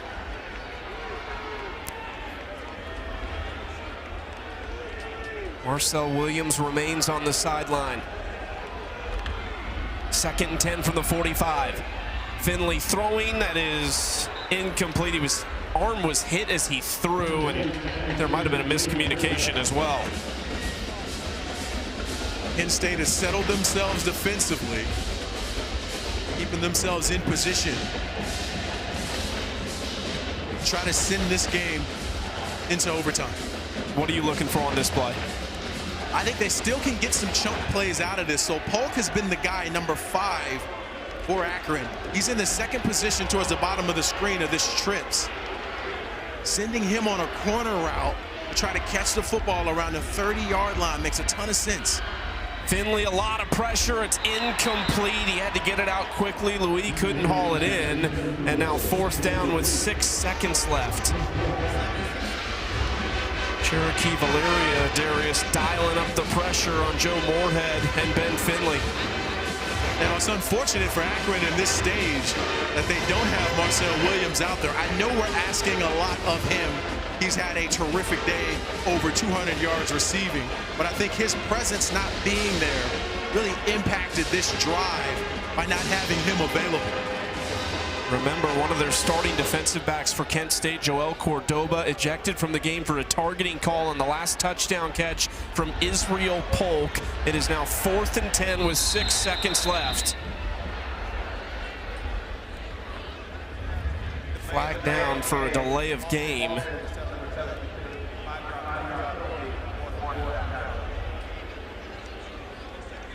They're having a conversation on the sideline for Akron, what exactly they're looking for on this play, the final play likely of regulation.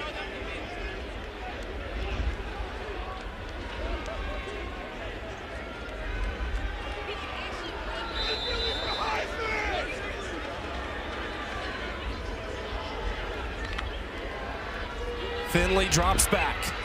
Only one receiver downfield. He's just going to throw this out of bounds, and they are going to take it to overtime. A thought that was almost inconceivable just 30 minutes ago when there was about 11 minutes left in this game, and Akron trailed by 18. But here we are, 35 all. The wagon wheel awaits the winner of this incredible battle between Kent State and Akron.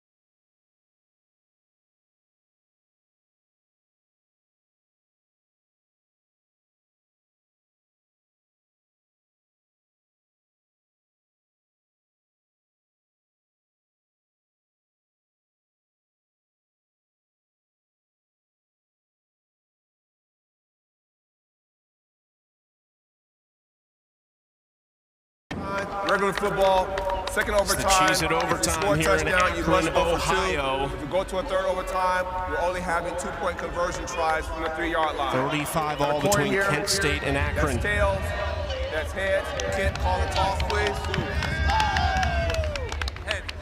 Heads. It is tails. Do you want to go offense, defense, or end of the field? You want defense. What end of the field will we play on first? South end zone?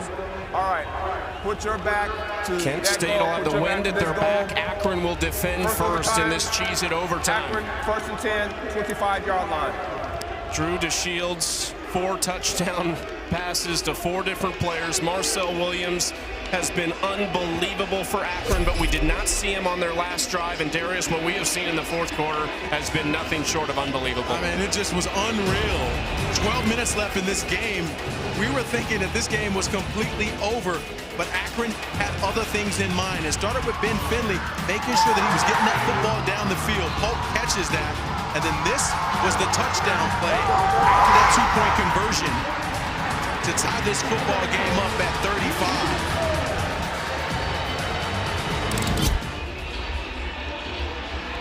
Who will lift the wagon wheel at the conclusion of this one? Kent State gets it first. Drew DeShields and this offense have looked rattled down the stretch. What do they have to do to settle in?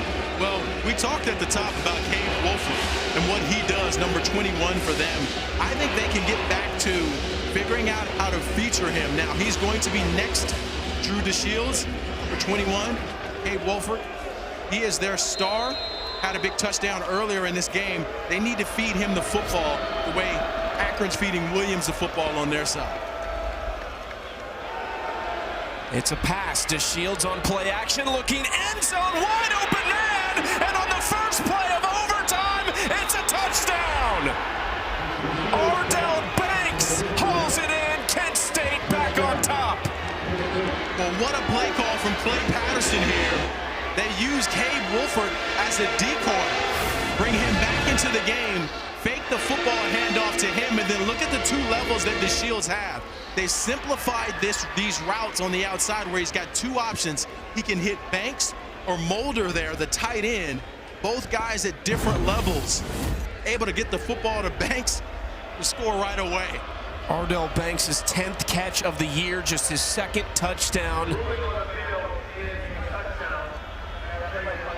They're going to take a look at this, see if he maybe stepped out of bounds before reaching the end zone.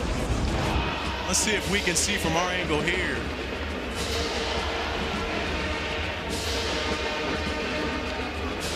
If he did, it would be the left foot, but you can't tell. Maybe this angle?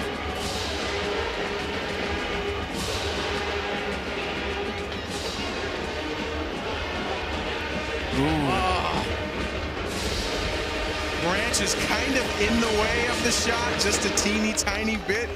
But it certainly looks like he's coming up off the white there without stretching that football over. It's that big toe. The difference between, you know, if he's wearing an 11.5 cleat or a size 12 cleat. Question is, do the replay officials think it's enough? As that second shot that we saw, it certainly is pretty clear that his foot is coming up off of the white. I know it needs to be definitive, and Branch kind of obstructs the view a little bit, but pretty clear that that left foot is on the white as it comes up. But a heck of a play by Banks either way.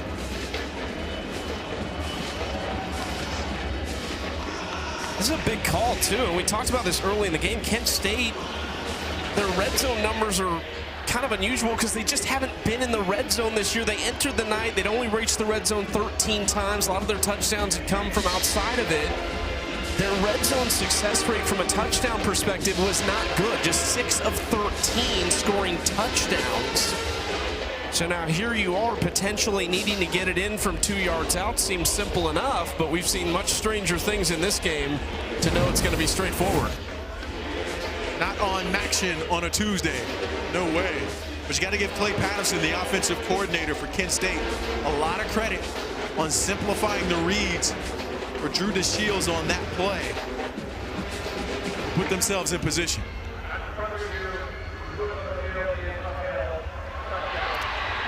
It's got to be the angle and kind of the depth perception looking at that foot. And I think the obstruction of Branch there too, you just couldn't see enough of it for them to overturn it. I understood if it would go either way there. But wow, what a turn of events here. Harisco on to make it a 7-point game.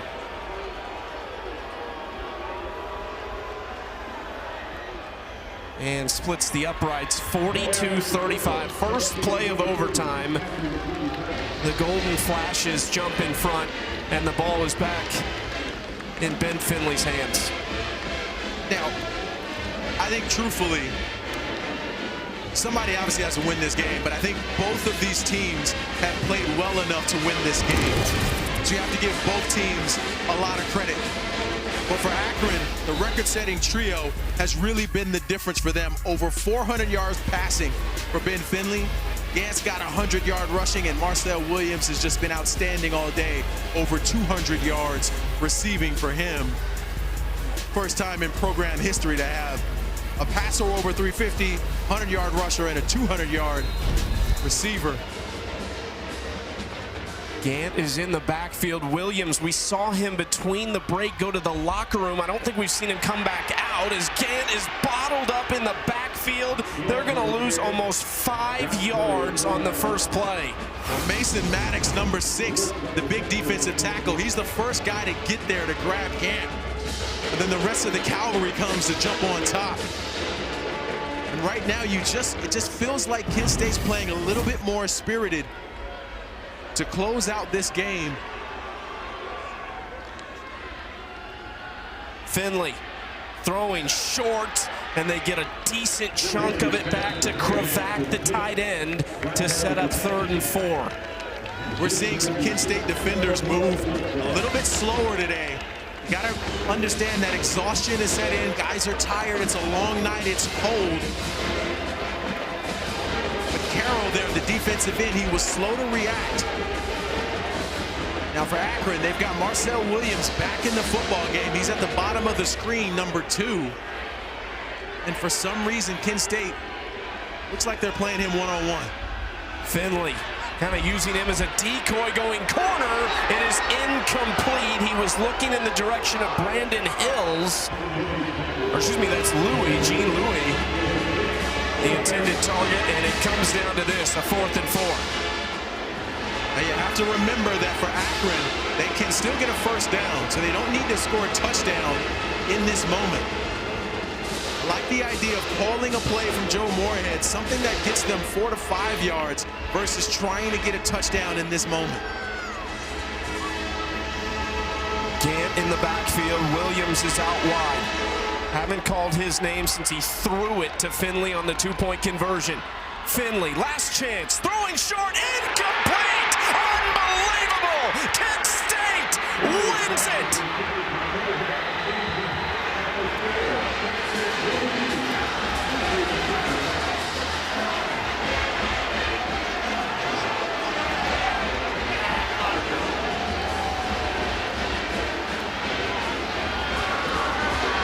The wagon wheel is headed back to Kent, Ohio.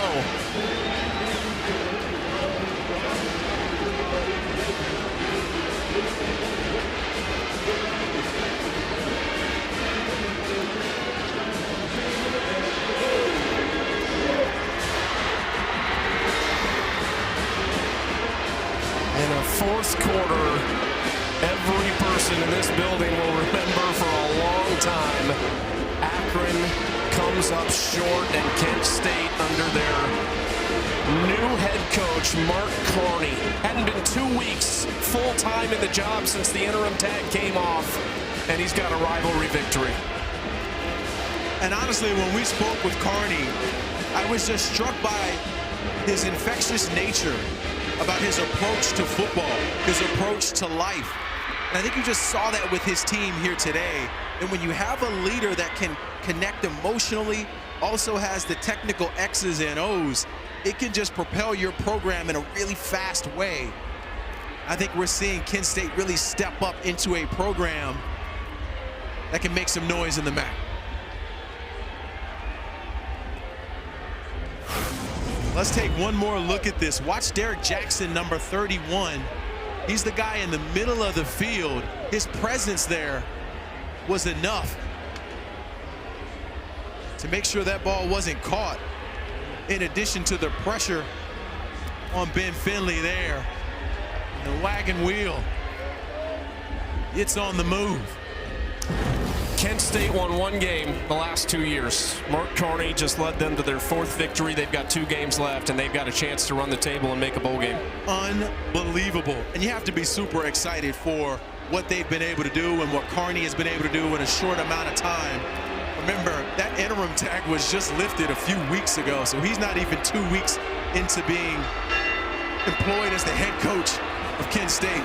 What a fun one this was on a Tuesday night. He's a Northeast Ohio kid, Mark Carney, born and raised. And he just picked up a rivalry win in his first chance against Akron. Unbelievable stuff. A huge thank you to our producer, Jeff Graham, director Kevin Shank. My partner, Darius Walker, wouldn't want to do it with anybody else. Thanks for joining us, everybody. I'm Chucky Kemp. We'll see you next time.